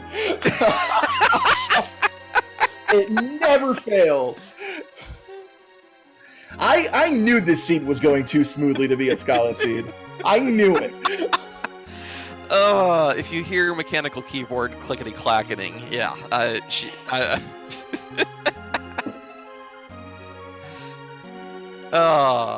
So yeah, that just threw one huge silver wrench into the works here. This means that Zircord has an incredible chunk of knowledge here that none of our runners do. Zircord is the only one who knows what you need to finish the game is. And our other runners might be searching in some pretty crazy places looking for it. This will be really interesting to see how people route this from here. Absolutely. Oh, and Matthias, sorry, that's kind of an in-joke with the community. One of the developers of this randomizer, Scala Kitty, who works on all the fab flags, when you see all these different little outfits that the characters are wearing, those custom palettes, she does those, and she does the vast majority of the alternate Zeroma sprites. But when she rolls race seeds for the community, she is notorious for rolling them with pretty interesting trolls and results. So that kind of trolliness is the kind of thing that we look for in a Scala Kitty classic, and I think she worked wonders today. And we have our second bingo, as Hamj has successfully finished the entirety of column 5 here. Yeah, column 5 looking very juicy for all our racers. One other thing I just realized, by the way, we've been talking about ways to heal a target for 5,000. We talked about using damage on, say, Rubicante, but he's already dead, reminded because of this Elements fight. But if you were to, say, combine that Cursed Ring on a character with, say, Adamant Armor or Dragoon Mail, you could then also heal one of your characters by damaging them with a Tier 3 Elemental spell. That is actually a really clever combination there that I would never have thought of. Yeah, I was just thinking about that because of all the Cursed Rings we saw earlier. It's like, well, if we don't have bosses that have Elemental Absorption, we can just make it ourselves. Hey, we're getting some use out of the Tier 3 Elemental spells. They had to be good for something. Zircord here, wrapping up the Watery Pass. And not walking out that north door, realizing, nope, that's the last chest. Get me out of here. I don't want to walk all the way back. And Homj, meanwhile, is cooking a few omelets here in the underground, looking to get a few more levels on his characters here before he moves on. And might be looking to maybe commit to the moon here and try to find the crystal. Try to find the mist dragon somewhere on the moon, because I think he's in a similar position where the only thing he's yet to do key item wise is the mist dragon. Yeah. Well, one thing though, I mean, Zircord, of course, having that crystal won't fall prey to this, but Homj and UA will see that Kedril completed the Giant of Babel, and again, you know, although Kedril kind of gave away that he found a Cecil there, there's no way to know for sure, like, oh, did he find Mist Dragon there as well? Of course, if Zircord, you know, duns before they visit there, I'll be like, okay, never mind, it was not there. Well, now this the other interesting part here is, of course, Zircord has now found every key item, so that spot's now lit on the bingo board. So if you're sort of playing the metagame here and you're looking at that, you know, you've got to be thinking, okay, Zircord has found the Mist Dragon right here, and you know, if I'm looking at that and I'm playing the seed, that says to me, oh, he's gone to the moon and he's found it there somewhere. So that would probably be the play I would make next, and like I often do, it would be the wrong one to make. Yeah, just assuming one of the trolliest locations at the start, which I wonder if Zircord possibly partially went there trying to find a Cecil, and it was just, you know, happy coincidence that Mist Dragon ended up being there. Yeah, that's actually a good point. It wouldn't surprise me at all if once he saw that Cecil light up, he thought, well, you know, maybe it is this this Eblin Cave check that he made. Let me go check it out. It's a foo. Well, I'm here. Let me check the bosses. Oh, hi, Mist Dragon. How's it going?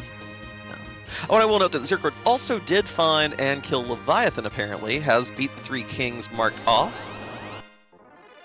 Volbia, yeah, Thusoya should count. I think Kedril just hasn't realized that that's something he's completed at this point.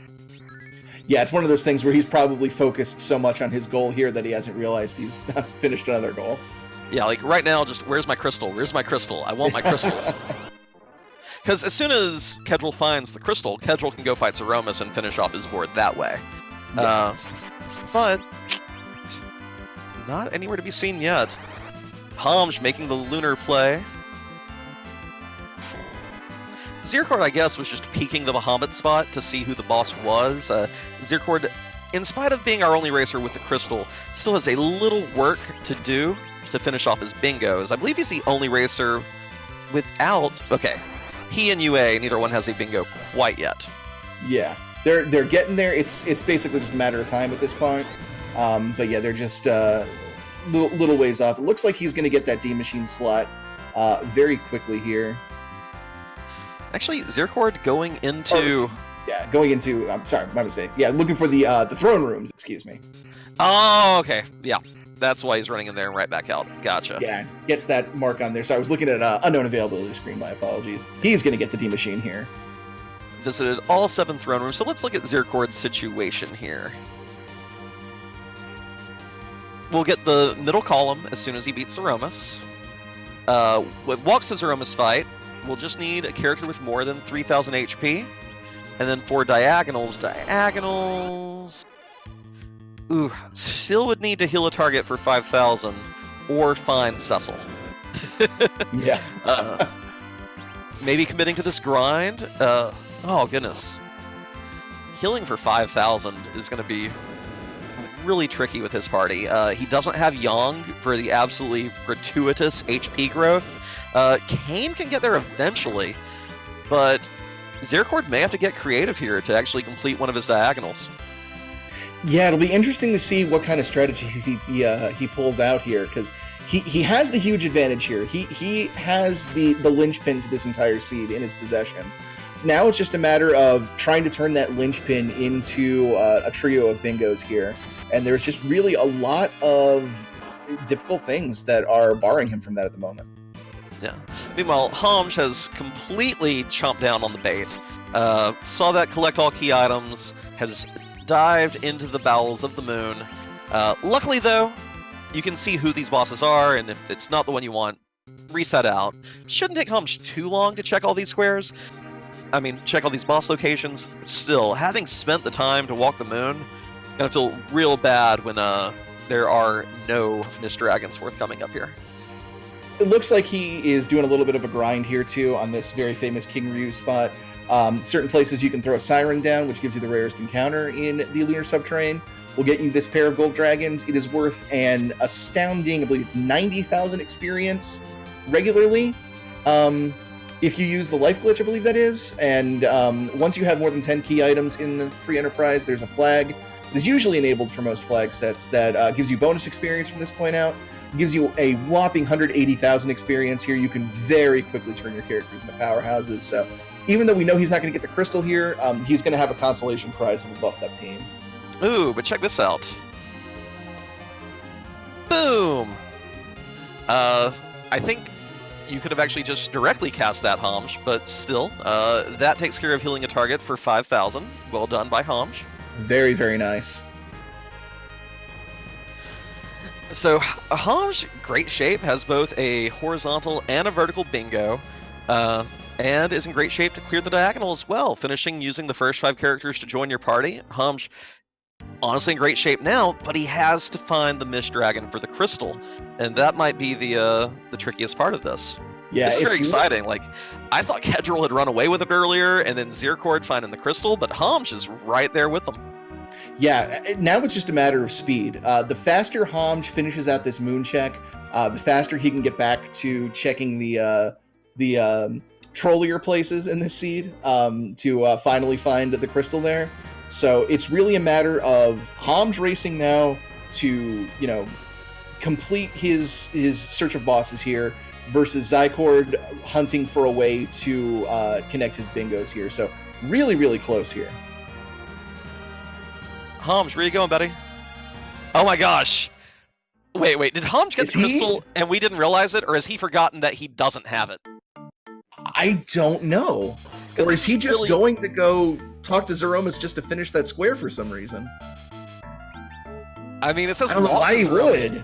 I mean, it'll throw you into the fight if you don't have the crystal. Like, seriously, like, chat, like, Homj did not go do Mist Dragon, right? Right?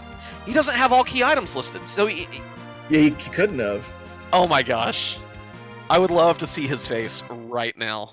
I mean, is he just... I don't know if he's just memeing, or if he just does not realize he doesn't have the crystal. I mean, I won't lie. I've done this before. Oh, yeah, many times. I can't count the number of times on Forged the Crystal. I've just walked right out of Coco Shop without picking it up. Oh. Yeah, not Demon Wall Spot, King Queen Upland Spot. All right. Let's check this inventory, Homj. Where's your crystal? Show me a crystal. And... Nope. Not even a second pass.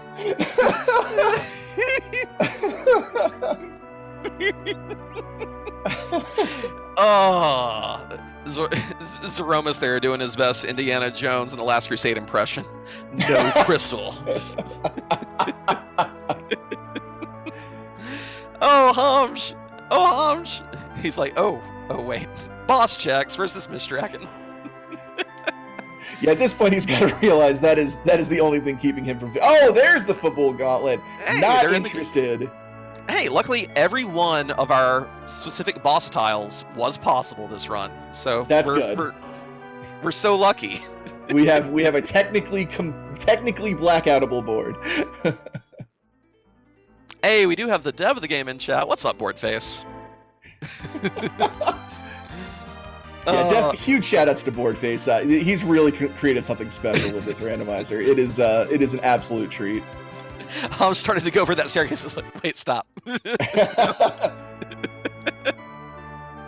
For this one, it does, UT Angel. And with that being Dr. Lugai, I think we're going to see Homj booking it out of the moon here. Oh, but meanwhile, Kedril has found the target. Demist here. So this will put Kedril in true go mode. Has every square that he needs except for beating Zeromus and, well, doing it by walking to the fight. And I believe he'll still need... Oh no, walk to the fight. Yeah, that'll give him what he needs. Okay, yeah. Although I think Zircord is... Okay. Zircord, I think, still needs to heal a target for 5,000, but maybe planning to do that on the moon with a random encounter, just like Homj did. So it's going to come down a little bit to if Kedril can just zoom on past Zircord at this point. Yeah, it does have to walk back out. Yeah, it's definitely coming down to the wire now, which is really exciting. It's been kind of back and forth between all sorts of different runners here, so how this ends up shifting out will be really, really interesting to see. Poor Homj, though, is going to have to spend a little bit of legwork hunting down that Mist Dragon. First one into the Z fight, but it's not quite yeah.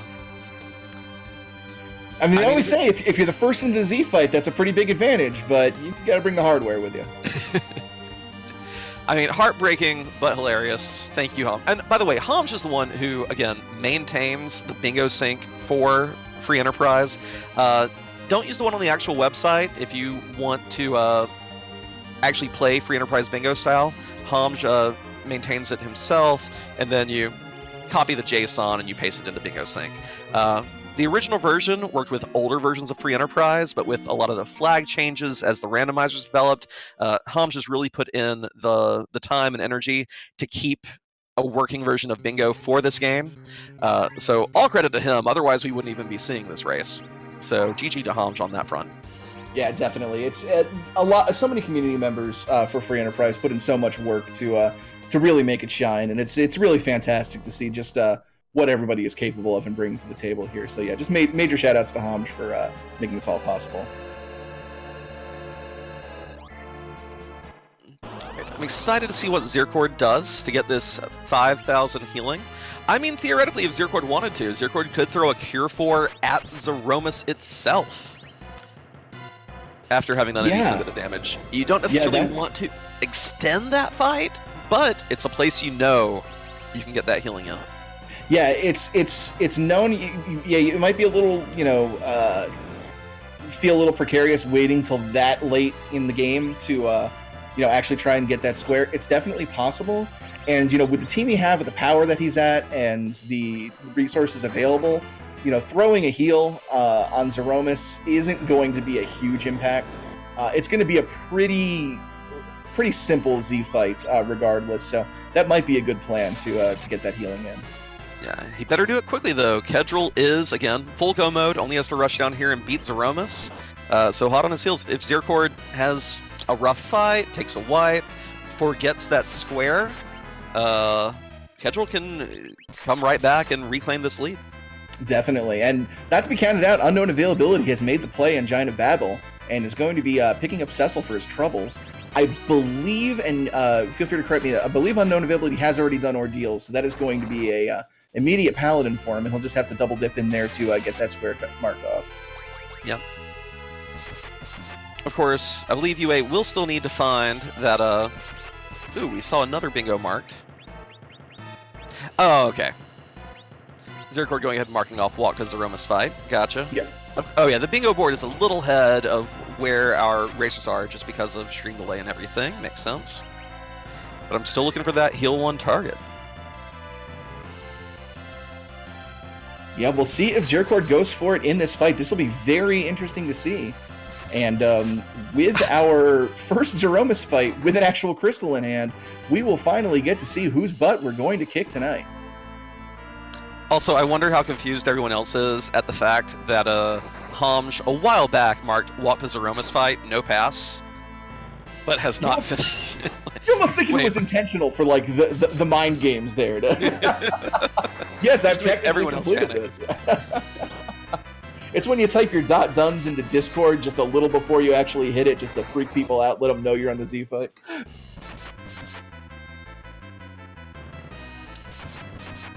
And I got onto our racers about this. They didn't hit up Boardface and Scala Kitty for a custom sprite today, so this one will be drawn from the general pool.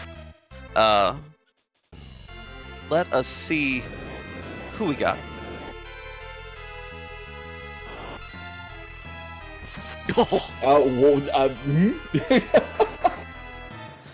Boy, we sure got something random tonight. I mean, hey, if it's going to be a random one, at least let it be a pretty creepy looking one, right? Yeah, no kidding. Appropriate for the Eldritch Horror that Zeromus is. Oh yeah, There we there's go. the hill. Zircord is in amazing shape here. Kedril coming hot on the hills, though.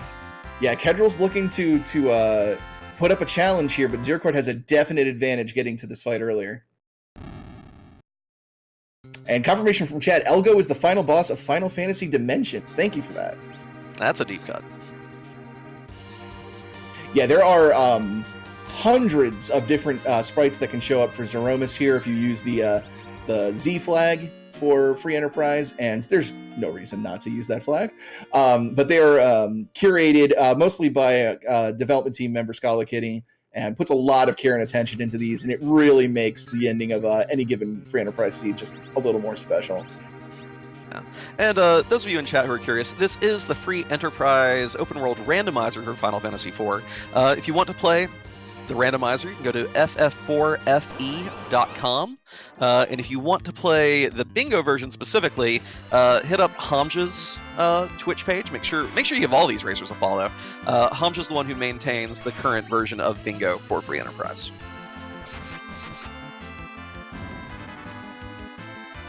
Kedril coming in hot into the Zeromus fight as well.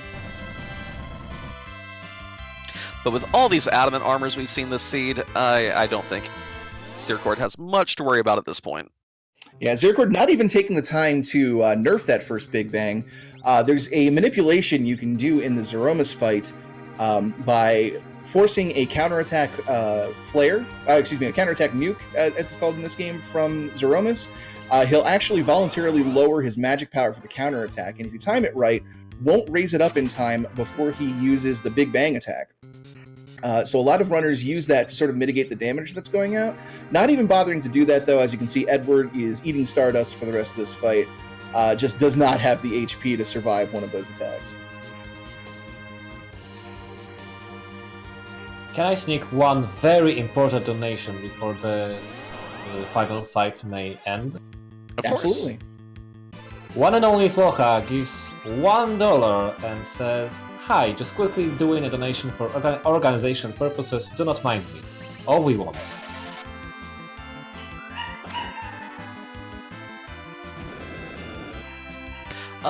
Video Game Raptor Boggle. There's not a full list that's public. It's kept kind of secret among the devs just for the sake of preserving surprise. If you have any ideas you'd like to see added on the Free Enterprise Discord, there is a submission form where you can say, hey, you should turn this into a sprite.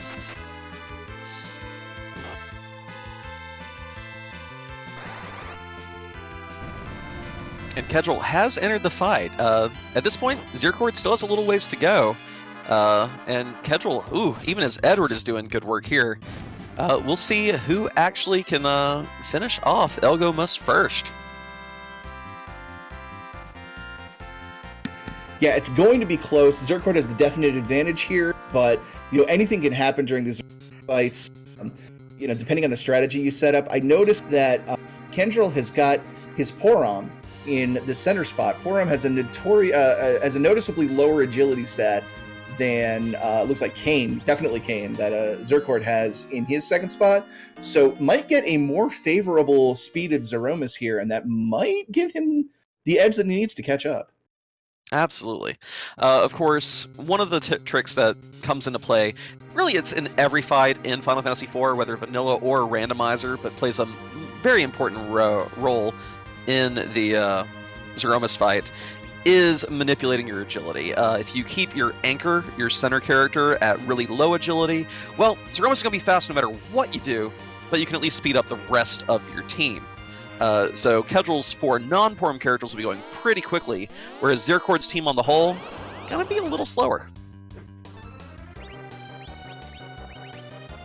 Yeah, it's a very complicated set of math that can be a little difficult for newcomers to wrap their head around, but thankfully a lot of community members have made some really excellent tutorials that kind of break it down into understandable terms and just certain breakpoints that you want to hit and things like that. So even if you don't understand all of the math involved, you can still take advantage of it relatively easily.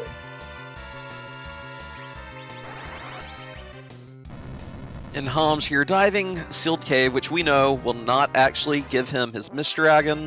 You have to feel the frustration. You have to. You gotta really feel for Homge, having made it all the way to the Zeromus fight first. Didn't realize, oh wait, the crystal. That is one side effect of bingo. When you're keeping track of these other, 25 options, you can sometimes overlook, some of the base stuff that you have to actually handle your fights. Yeah, definitely, and it's especially heartbreaking because Homge made he's like been in here for so long and was making so many big plays and everything like that, and just not being able to get a hold of that crystal really is a shame. And spoiler alert, if you're watching the bingo board, there's the flash. Rocks are falling. Zircord has won this race. Kedril is hot on his heels, though, so GG to Zircord. Get your GGs out in chat. Has completed his 3 bingos and finished by beating Zeromus, having the middle column, the 4th row, and then the top right to bottom left diagonal. GG Zircord. Very well done. Yeah, and that is really huge to have kind of stormed back there after Kendril took that huge leap by making that big Babel play. Zircord not giving up, figuring out where he needed to go from there, getting the routing in, and finishing just ahead of Kendril here. Kendril should be finishing this fight at any moment now. Really a testament to just how nail-biting these races can be. Yeah. And of course, a Trolley Mist Dragon can make all the difference on a seed as well. Just Zircord making the correct gamble, saying, you know what? Let's go check here for the character. Finding a bonus foo, which couldn't use, wanted to finish with the first 5 characters to join his party. But that dive to find Mist Dragon went great. I believe we have Zircord here in the chat now. GG, Zircord. Thank you very much. That was a little stressful at the end on the Z fight, not gonna lie. Forum go down was a little scary, and knowing that we didn't have very much MP left anyway, I was just hoping that we could get that Cure 4 off and be okay. Hey, you pulled it off. What made you decide to explore Cave Evelyn? Were you hunting for a Cecil to do the Pally thing? Was that just your guess for Mist Dragon was right off the gate instead of checking Moon, or what was the idea? Well, outside of using the big whale, Cave Evelyn was the only place left to check the Mist Dragon, and I'd already gotten all 16 other key items, so I knew Mist Dragon was required. So I hate going to the moon. I don't know if you noticed walking to the moon, I really don't know how to get to the moon very well. So if I had a choice between going up to the moon and going to Cave Evelyn, I'm going to Cave Evelyn every time. And when I saw Mom Bomb as the Rubicon spot, I was worried. I was like, well, okay, one chance left. Just hope it's Mist Dragon or I am screwed. And got lucky. It was Mist Dragon. Got really, really lucky. Yeah, that was really the game-changing moment there, was finding Mist Dragon. We, doing the commentary, didn't realize until you finished Mist Dragon that is literally the last spot left for a key item, and we have not seen the crystal anywhere. So you were the first person with hands on the crystal, and from there, that really just gave you the momentum going forward. Did that sort of change your perspective on like what rows or columns you wanted to go for, or how were you thinking about bingos going through the whole thing? Well, I was hold on, I'm bringing up the thing here. I'm bringing up the board so I can look at what's going on. Yeah. So for a while there, so here's the thing. I haven't played this game very much for the past, I want to say 6 months. I used to be decent at it, never ever great at all. So last night I practiced because I haven't had much time to practice, and I spent 15 minutes trying to find a D machine grind up on Giant and just couldn't find it, and that kind of upset me. So the whole time I was thinking, I'm gonna have to fight a D machine, this is gonna be terrible, this is gonna be terrible. I was just trying to figure out ways to not do it, basically. And then at some point when I got all the key items and hadn't found a pass yet, so I knew I had to walk to Zeromus anyway, it just clicked in my mind, wait a minute, I know where all the throne rooms are, and I only have 2 left to go to. So that's the way we can avoid D-Machine altogether. So I did that, and then, Watery Pass was an easy clear, and at that point it was just a matter of getting to Z. And I knew that I could heal Z for 5k, but I also knew that, without an ideal party, That's one extra thing you got to do in a Z fight. That's already pretty tough. So I just thought, you know what? I don't want to do Meter Machine. Let's just do the healing at Z. Hope it works out. It worked out. Yeah, that was a pretty heads-up play because we've been speculating on different ways to hit that 5K target throughout the run, and then pulling out the Kieran Zeromus was a really, really strong play. And actually messed up my plan. My plan was to I had assumed that Edge was going to come up first. My plan was to have Edge wait and then throw the crystal to someone else so that I could throw the spoon with Edge and immediately heal, but then Edge didn't come up first. King came up first. So I had to cycle through everybody again while he's shaking, doing nothing. That was kind of a debacle, but it worked out. And hot on your heels, Kedril did finish in second, just about 3 minutes behind you. Kedril, GG on your second place finish.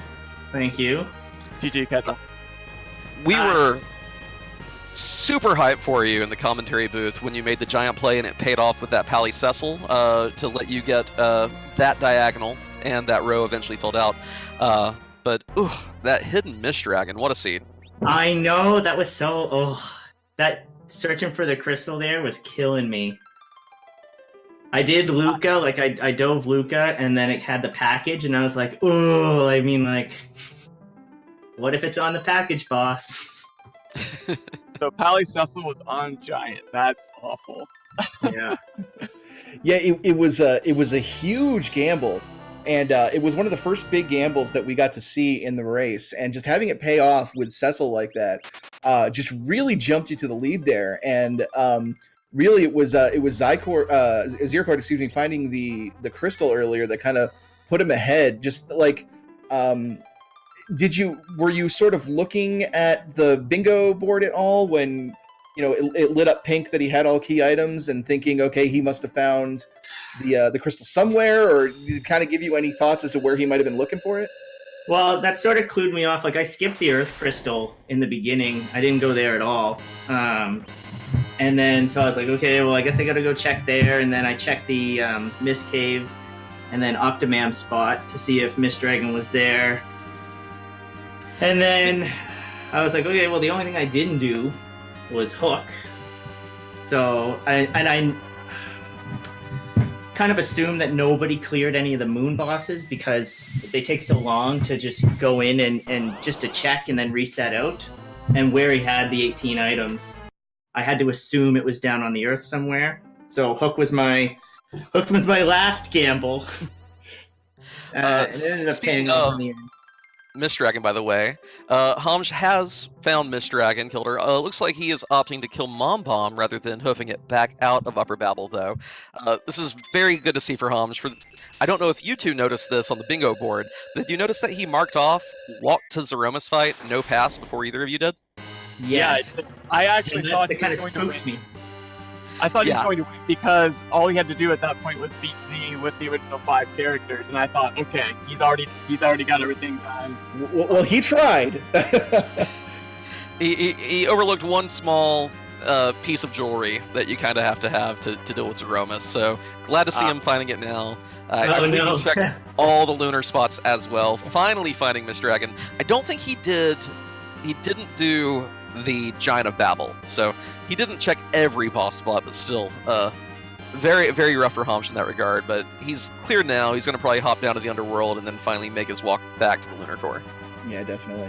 I would say probably where I had checked off Giant of Babel, and then like 15 minutes later did the Zed, because once I did that, I checked off Visit Topic Ordeals with Pally Cecil pretty quick, so that would give you a clue that Cecil's at least on Giant. And where I didn't go straight to Zeromus after that because that was my last run, he probably just assumed Mist Dragon is not on Giant.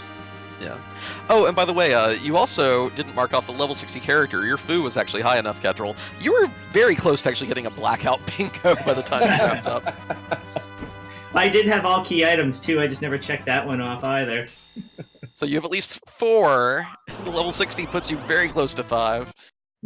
We did find the football gauntlet. It was at D Lunar spot, which no one wants to fight that there. Nope. In fact, unknown availability, just noping out of it right now as I speak. We have about 38 minutes left if you want to try to make it a blackout.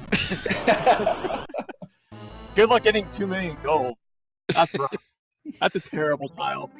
I mean, with all the adamant armors you guys got, you can probably. That's true. That's true. We have like 5,000 of them in this seed. What a Yeah, broken. just sell a few of them. And yeah, I have all key items. The chat there, Lock Takeshi. I never checked it off though. And poor UA over here, taking the same bait that Homj did, checking all the lunar spots first. Whew, that Mist Dragon. It's always when she's there, when she's at Package, when she's at End of Giant. And my personal favorite, when she's guarding the Earth Crystal and is at the Magus Sister spot. Those always trip up racers. Yep. Yeah. For sure. But, Classic yeah, Scala Kitty. Yeah, no. yeah, exactly. Well, and it's interesting because if we wouldn't have gotten the Magma Key, we would have forced through Mist. So, like, the Magma Key was actually a troll in this seed, surprisingly enough. That's true. It's the Magma rare Key... it's rare it works out that way, but... It's only a Scala Key, or a Scala seed when you get the Magma Key as a troll. Yeah. And you all were worried about a hook boss in the chat prior. You're like, oh, it's a Scala seed. We're going to have to go through a rude boss. Nope. Well, there was a rude boss at Hook. It just wasn't a rude boss in the way you thought it would be. She keeps finding new ways to bend logic to her whim. Tell you what, we did finish the seed pretty quickly considering what it was. I mean, this was a 17 out of 17 hidden Mist Dragon BS seed. And even with the bingo and all this other stuff that we had to do, finishing in the 140s, me and Pedro, man. Yeah. Oh yeah, no, these are really fantastic times for everything that was done over the course of this, and all the trolls and everything that was thrown your way. Those are absolutely fantastic times. Yeah, Zirk, correct me if I'm wrong. You didn't do Earth Troya Treasury early. You did it about like half an hour in or so, right? Right, I didn't do it until I actually did Tower of Thought. Gotcha, because I remember seeing that adamant armor there, like when you were finally, because I think most of our other racers did go there, and of course they had adamant armor edge right out the gate. So just if you had that from the very start, you would have probably shaved another like 5 minutes off your time and completed it even faster. Those adamants just did work for all of you today. Yeah, they were really nice. And I did do a lot of hold A and wait a couple minutes on bosses on this seed early on at least. So I probably could have saved a little bit of time, for sure. I mean, so I was looting a lot because I was still thinking if I do have to beat a D machine, then I might as well do the equip all 5 party members with different rings. So I was still looting a lot for a lot of the game, and then it wasn't until I decided not to do the D machine that I stopped looting. So did a lot of that's another way I could have shaved off a few minutes, is just stop looting early because it ended up not being necessary at all. Also, I was kind of looking for a pass, but turned out it didn't need it. Where are the passes in this seat? There's supposed to be 3 of them. We saw one. One of them is actually in the lake area, the second cave of the Watery Pass. I believe UA found that one. He actually walked down there and did a little looting after killing the Octomammoth spot. But the other 2, I've not actually spotted. But it is hard to keep track of everything at once, especially with just normal chests being looted. Which is very strange with how many chests were checked by all the runners over the course of this. That we only saw 1 pass. They're probably both in Sylph Cave. Yeah, that's how it works. I never really did any chests where there were trap chests either, just to try and save some time because we didn't have any trap chest tiles on the board today. Yeah. So I'll say 1 in Sylph Cave, 1 in Tower of Babel, just because y'all didn't want to have to bother with the alerts. You don't want to bother with all the trap chests in Sylph Cave. Makes a lot of sense. Right. I'll put one of them in the Fey March for good measure. The pass being where it was, the one that UA found, is actually a terrible spot for this particular board because, I mean, 3 of us cleared Watery Pass, and there was no boss there that you needed to do. So, like, there's really no reason to go out of your way and do that spot, looking for a pass there. Especially for only 4 chests, that's a huge time waste. I only went in there because I had exits, so I could exit out from the back. Oh, okay. Yeah, UA took the step out onto the world map and then had to hoof it back.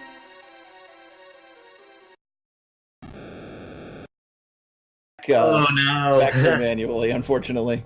You could almost see the expression on his face as he just stood there at the entrance for a second and realized, Yeah, like you Realize can see him it like now. contemplate. Am I gonna reset? Am I gonna reset? No, we'll walk it. Speaking of UA, though, finally making the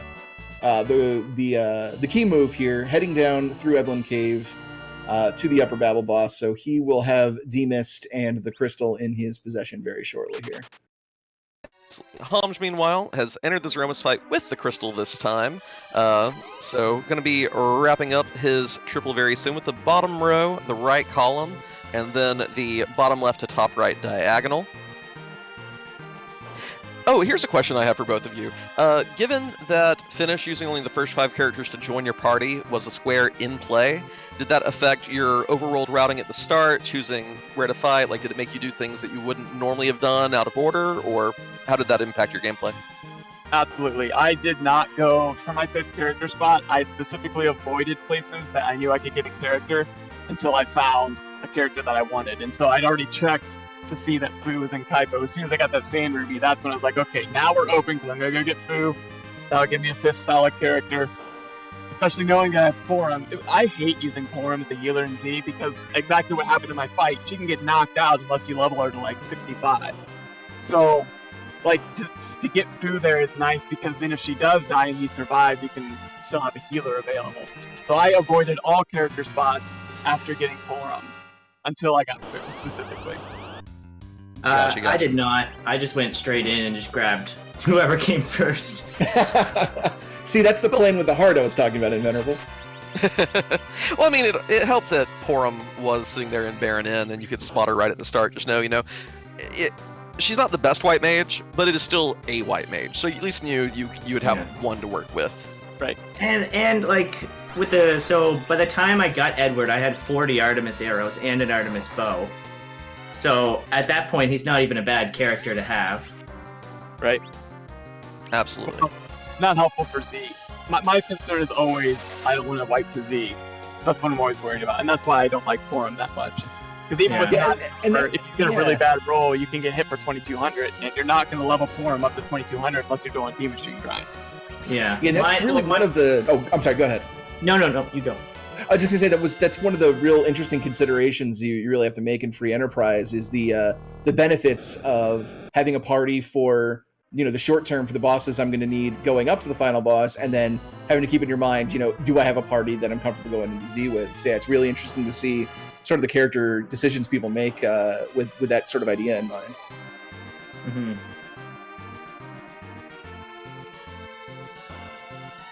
Yeah, I base a lot of mine pretty heavily too off of like the equipment that I have. So like my Porum had a white and ribbon, so she had a lot of magic defense going in there. Yeah, that's a really good setup for her. Yeah, I had her with ribbon and adamant, I think, and still I didn't see. I think my paranoia for him would lead me to be like, I have all these bruisers, but still, no. Adamant armor for the baby white mage. Let's play this as safely as possible. Keep the child safe. Yeah, and with the Z fight, so when I first started learning this game, which is a couple of weeks before the original league qualifiers, I created a spreadsheet that would automatically calculate the probabilities of getting rolls based on what character you have, what level they are, and what equipment they have on.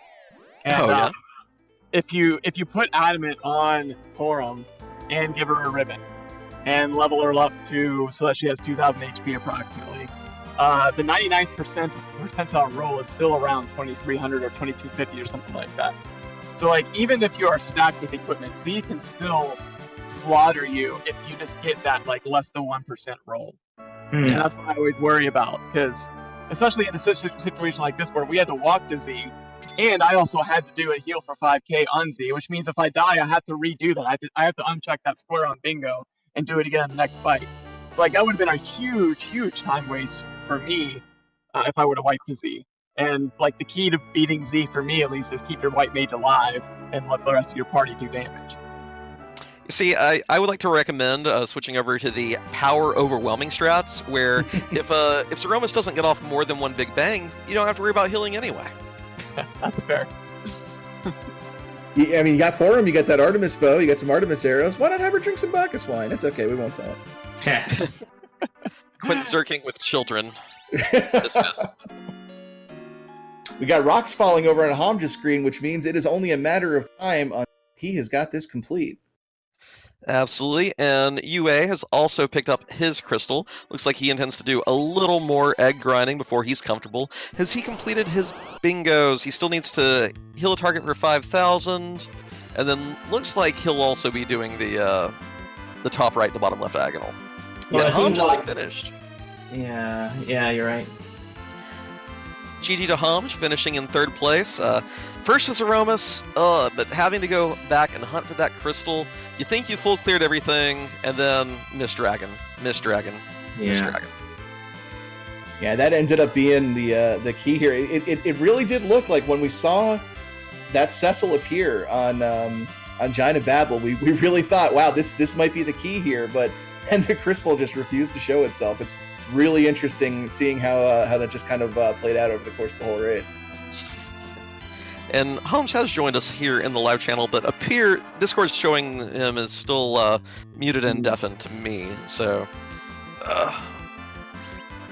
maybe a ping will get him to start chatting with us. UA's ready too.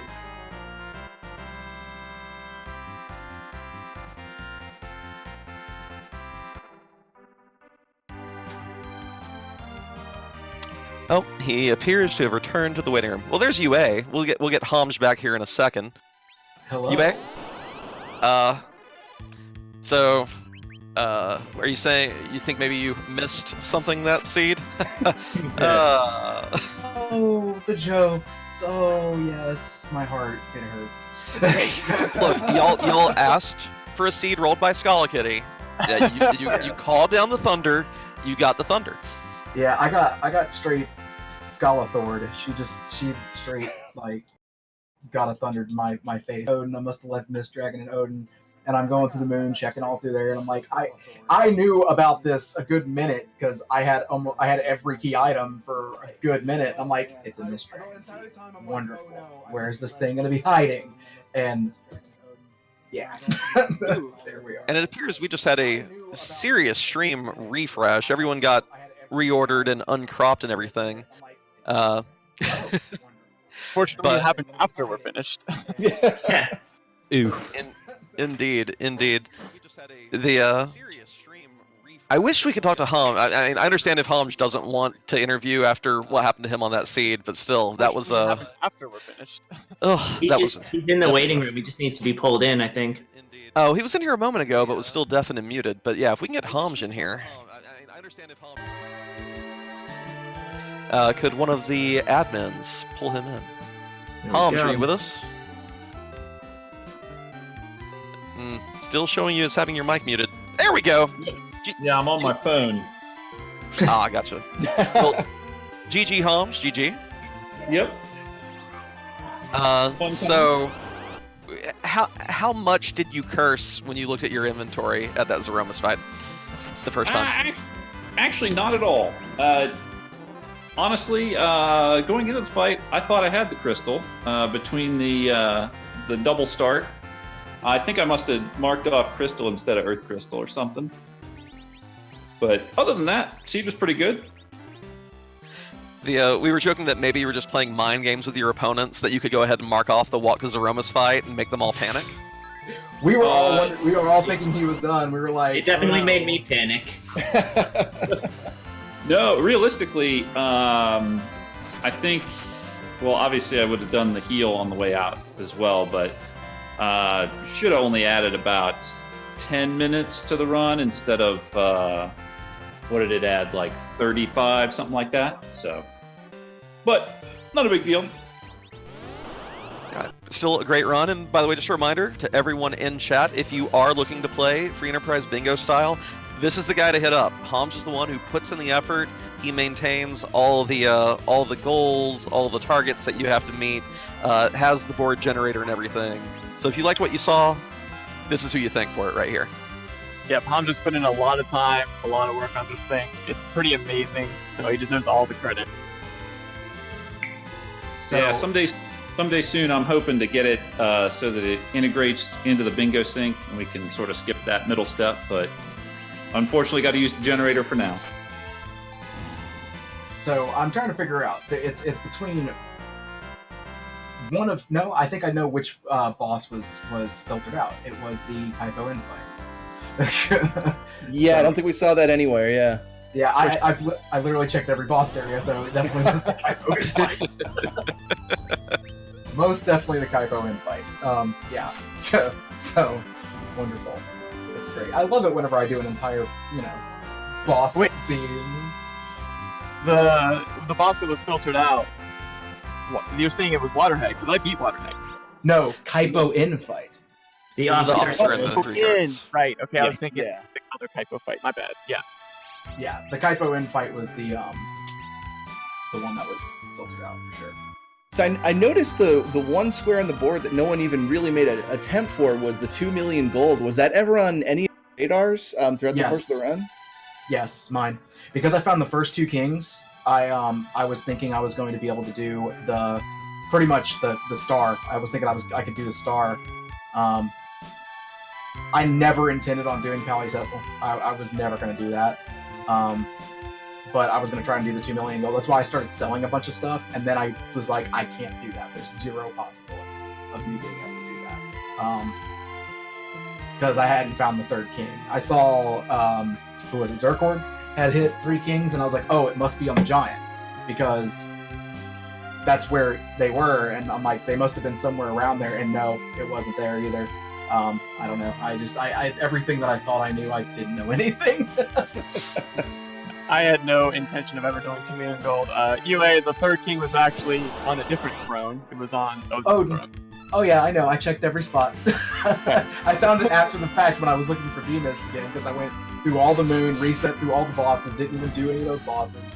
And after a while, I was like, yeah, okay, great. It's going to be in the very last possible spot that I think I would check, which is, of course, King Queen Evelyn. Fantastic. Yeah, so judging from the board, it looks like nobody found a pass. No, I did. Oh, okay. Where was it? Pass was in the watery pass, I think. Well, the north Oh, part, the okay. lake section. Right. Oh, Did I go too That was far? that was the only one that we saw though. Terrible location for it. Yeah, there's 2 others somewhere around, but I didn't exactly go through and check everywhere, so I stopped checking chests after about the time that I got the 100 chests that I needed. Yeah, plus yeah, there were was it- some places that was like no reason to check for chests for in this particular run, like the Fey March chests or the Sylph Cave Tower, stuff like that. Yeah. Exactly. I don't like those. For some reason, I'm still trying to go through and beat. You can do it. We believe. I'm a little bit under level right now. But With, I will with say all your adamant my- armors, I believe. Yeah, no problem. we'll see. With Porum at 1600 health, just under 1700. It's not a good idea. I do want to say I think you're the only racer to brought Palom all the way to the end. Oh, that was my intention. Oh no, everybody did.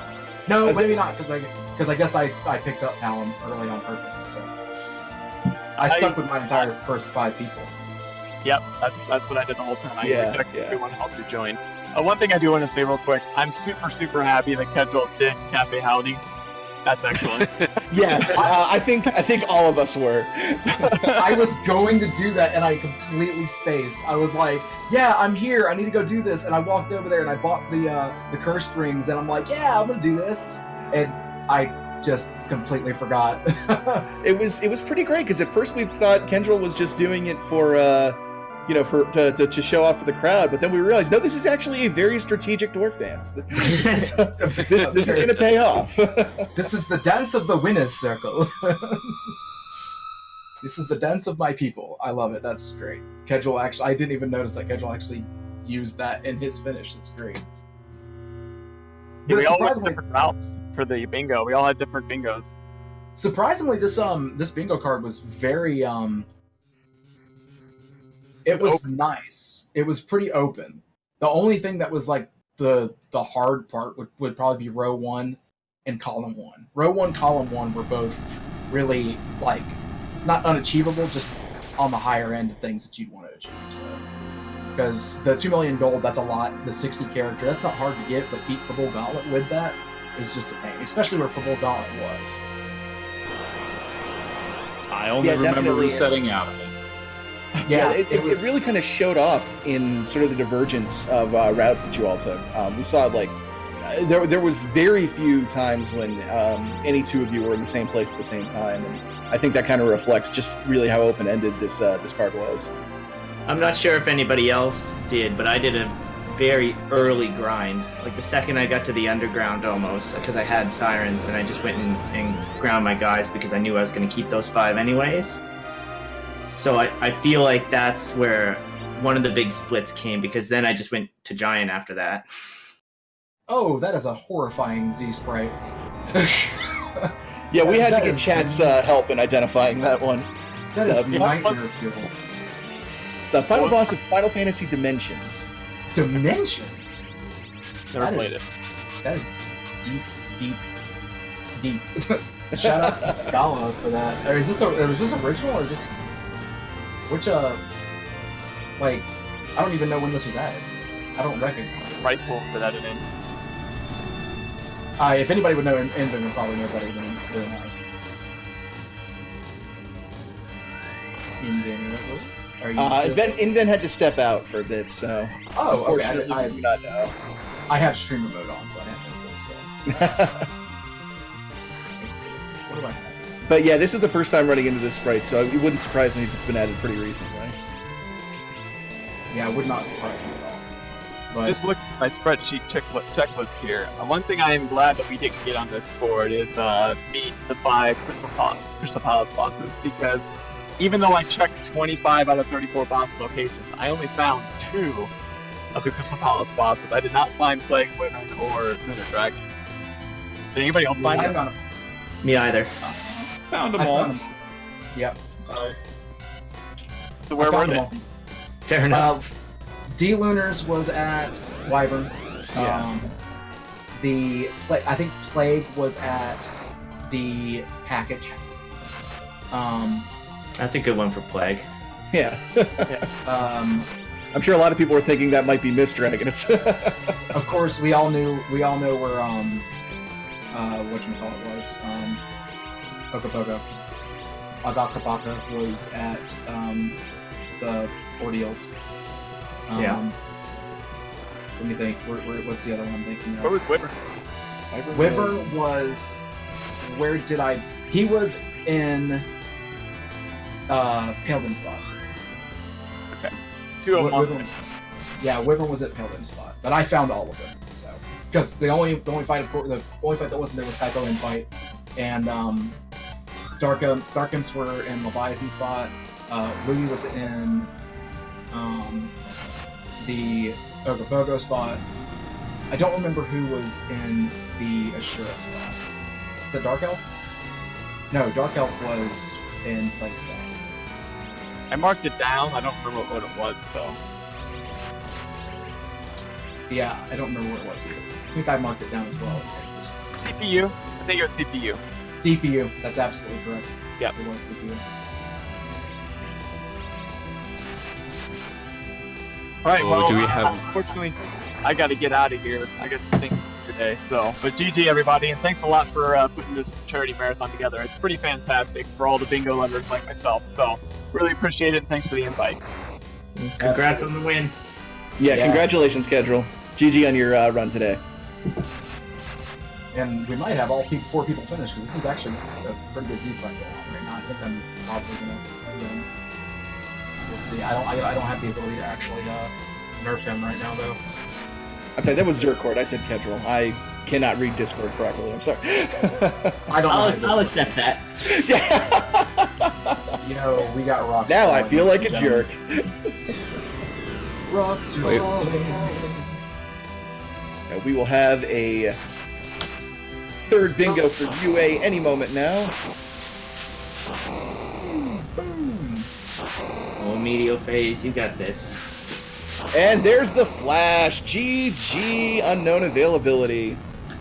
Yeah. finishing in last place, bringing up the rear. I don't mind. That's why I was brown. But still finishing. Let's be completely honest here. A time of 2 hours 15 minutes for what is basically a 100% 17 out of 17 with all of these optional objectives on this board, that is nothing to be ashamed of. That is still a really fantastic time. Very true. And I checked every boss fight. Every boss says. Yeah. GG. No, absolutely no. No one think that there was any major discrepancy in skill here, because it really a lot of free enterprise comes down to those those big gambles and whether they pay off. And but no, this was a really fantastic showing from all 4 of the runners. Definitely showed themselves off. They all did fantastic today. All right. Yes. Right. Are there any last words from your side before I put you back into the intermission? I personally want to say, same thing from Zerthboard. Thank you so much for putting on this this wonderful marathon. Bingo is such a wonderful just variant, and as well as thank you for ESA for hosting this as well. It's a wonderful channel to be on and to be able to showcase these wonderful bingos, as well as the fact that Doctors Without Borders is the choice. It's a great charity. They do fantastic work, and please help us meet the goals. Just anything you can give, $1, any of it, it's all worth it. Doctors Without Borders definitely deserves it. They're fantastic people. So, but thank you, definitely. There is nothing to add from my side. That was fantastic. I want to add Fantastic something run. as a host. One more thing. Please. I want a huge round of applause for all of the runners and commentators, because this one was really entertaining. To be honest, I had no idea about this game at all. I haven't even played it, heard of it, anything. And this was such an enjoyable run, to be honest. The tension, the pressure right to the end. Even though I haven't understood much, the commentators and the runners really made it up, and this, I think, really deserves an applause. Thank you. And I'm going to say, Thank you so much. Thank you. on behalf of everybody in the FE community, 100%, it is one of the most approachable communities out there. If you have a question, join that Discord. Approach me. Any of us will answer questions for you. And if we don't know, we're going to find out. It's a fantastic job that Board has put into it. Scala, who's done all these wonderful just sprite adjustments and things like that, doing so much just to make this game something new and fresh and fun back from the 90s. And it's like, it's a whole new game for all of us. It's so fun. One of the And really, you nicest group haven't of people seen on like the a internet, fraction yeah. of the randomization that can happen here. These were very lenient flags, so you can make it pretty harsh. Yeah, because there's other variants other than just bingo too. So you've got just so many different flag sets. So it's a new game every time. Do we have a quick second here? Sure. Alright, I I was gotta. about to into the intermission, but go ahead. Alright, now I have to head out here, but I'll read one more quick donation from RNG Streams with a $10 donation saying, "If donating to charity is cool, consider me Miles Davis." He's a good friend of mine. Thank you, RNG, dude. You are Thank you so one much. amazing Alright. human being. Then I'm gonna drop you off in a quick intermission pause, and we'll be right back.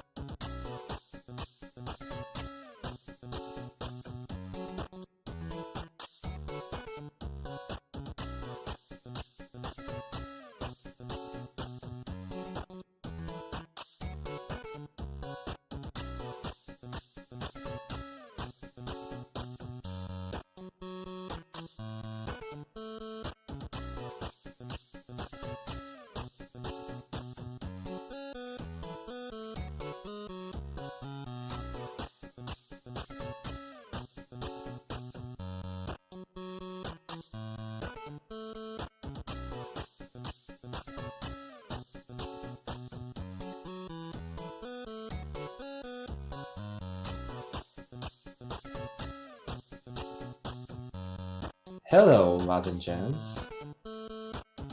Hello, Bingothon of 2019. It is your hype man, Palmy, ready for some awesome shenaniganry. How are you guys today, chat? This is the best introduction you could do right now, I think.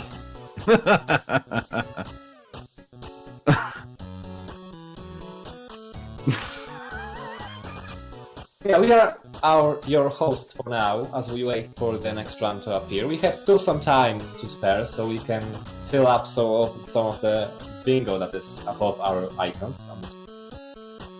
That is right. You can leave some suggestions on chat. What do you want for us to do now?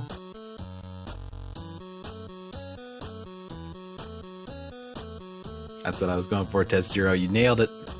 Sorry about your ears, guys. It was still a great introduction. I try. I'm a crowd pleaser. Well, you have some fans in the crowd, so it's understandable.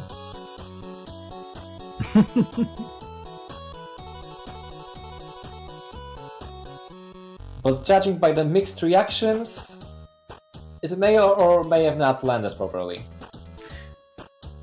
I did just gonna scream ASMR close into my microphone, so want to see the Our goal impression. is for some donations to read. That's a good question. What other donations haven't been read yet? It's a fantastic question. I'm winking right now to you, chat. You can put some donations in so you can read them in weird styles. I like this idea. Plus, anybody who donates is putting that bump to the $300 mark closer. So now that I'm on because host right now, you're going to give out an award. I think it was a Discord Nitro. yep, so once we reach $300, I will go ahead and let chat guess a number between 1 and 300 as for the $300.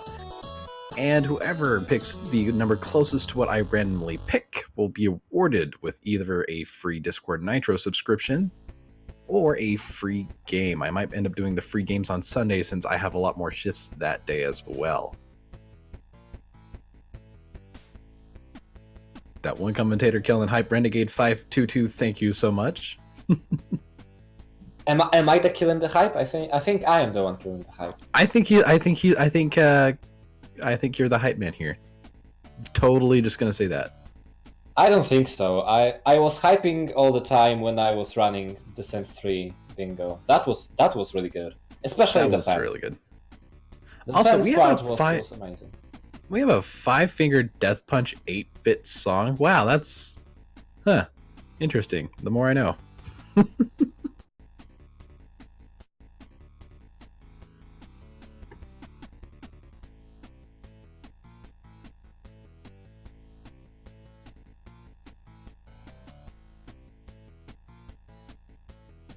We still have some time to spare. I think we have like 5 minutes to go. I have to say, if any of you hasn't seen the Final Fantasy run that has ended just now, just go watch it. As I said earlier, I have no idea about Final Fantasy franchise at all. I haven't played any of the games. I'm from Europe, so I don't play consoles mostly. And this run was actually really hype to me. For the most part, I've had no idea what was happening, but the commentators and the runners made it up so well that I enjoyed it pretty much. And so should you, so go watch it. Agreed, and apparently we need more fences. Yeah, it's still not offensive enough. We need more fences. The lovely fences. Is there a donation incentive for naming something? I think naming something fence would be nice. Oh yeah, Pokemon, name the starter. Go for $5 and pick up for $1. Can someone put the donation for a fence there? Yeah, do a fence donation for $3.50 so we have one for Tree Fitty. Also, Palmy got his VIP. Yeah. Congrats to you then.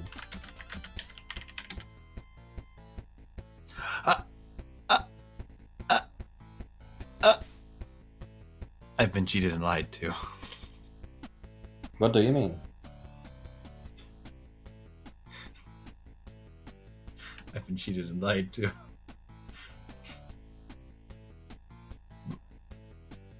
Life got ruined. ESA? Do I see the VIP icon next to your nickname? Oh, you do? Yeah. I don't. So I think you didn't get robbed. It's just a Twitch thing that it doesn't update icons pretty well. Oh, so just go ahead and refresh the Twitch and now we'll try. So blame Twitch first, then ESA.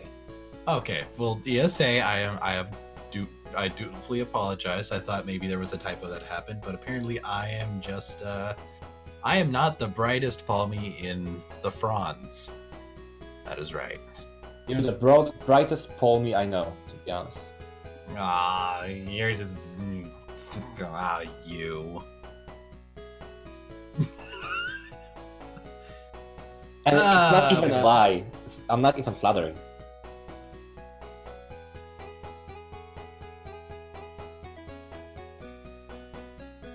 I kind of want to do the whole end 20 statements because Flohas told me to.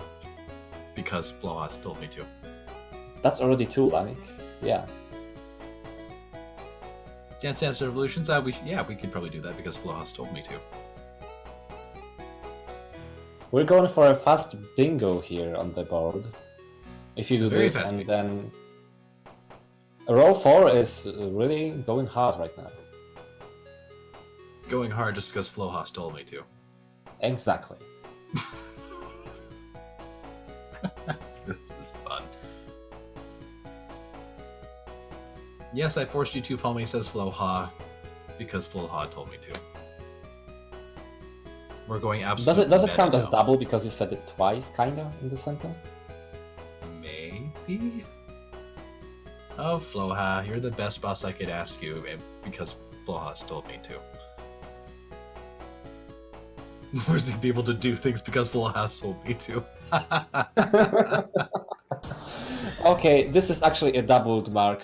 Chat tries to make host laugh. It's not that hard. We are too easy to make fun of. To be honest.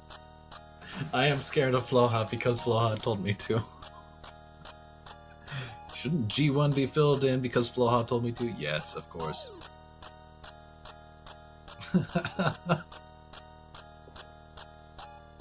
I'm scared of Mystels too because Floha's told me to be. So, you know. Is he's someone telling him counting to this be scared of actually? himself. I'm mentally counting it. I'm right at about, what, 11, I think? Panda brrr, because Floha's told me to. Well, you Bingo. almost got yourself there. That's nice side. I tried. Bingo is columns, right? Yeah, because Floha's told me to. Simple.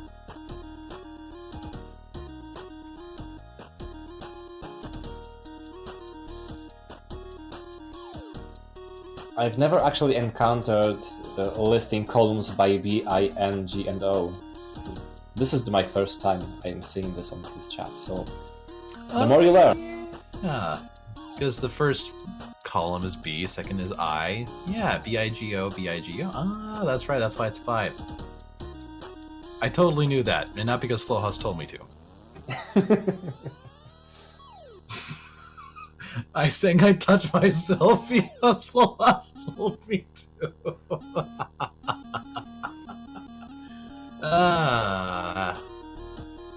Probably shouldn't have read that one out loud, but man, that was too good. I couldn't pass that one up. That was funny. And Bingo was his name, oh, because Floha told me to. Dun dun dun dun. We're up to 17? Can we make it before the next run starts? I think so, but I think because Floha's told me to as well. Hey, I'm finally finished with work today because Floha's told me to. So why are you still here if you're finished? a good point. You didn't know. Palmy's doing this for the rest of his shift, and because Flowhouse told him to.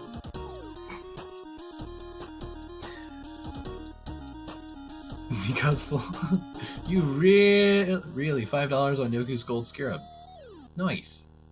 Because Flowhouse told him to, of course. Don't you know? I love you guys. I love chat. Because Flowhouse told me to as well, but I also kind of. So I think it's 20. Yeah, if I count correctly.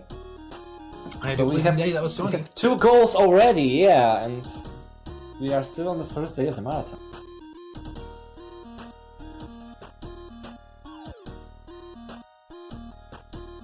And even though Vlog has told me to. Now becoming the butt of every joke because Flowhouse told me to. I love it. We got a donation, and I think you are the best person to actually say that. Oh boy, a donation! Let me just figure out how to get back to the donations page and I'll be real happy. Put it over here somewhere. I thought I had it, but I guess I don't. I'll have to look it up. Technical difficulties, it happens. Yeah, we'll go with technical difficulties, and not because Flowhouse told me to. Oh, this is going to be so fun. Remember, if there's anything going wrong, just remember, Flowhouse told me to. I think we're ready for the next one, and not because you told them to. Nice. Alright, that's good. Back to the hosting page. Flowhouse told you to start. Alright, well, because Flowhouse told you, I guess we're going to go ahead and start. But first, and hopefully I can get to this donation here. And yeah, we'll read that donation and then we can start running. Hosting. Also, if you want a pretty good Russian accent, you can donate to this as well, because I kinda know how to do it.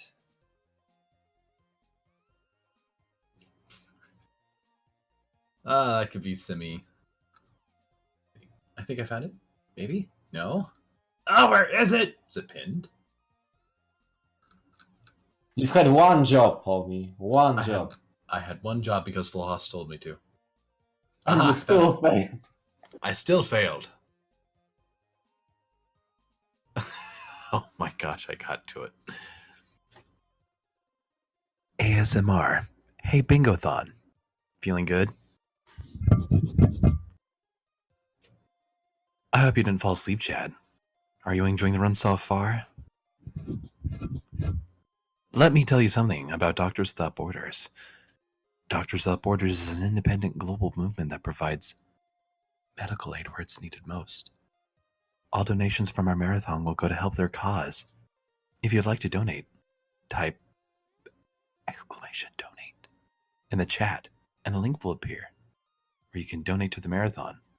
Which money and whose money will go directly to charity. So please, help the needy and donate to our cause. And that was Anon for $1, and now, without further ado, we can go for the next run.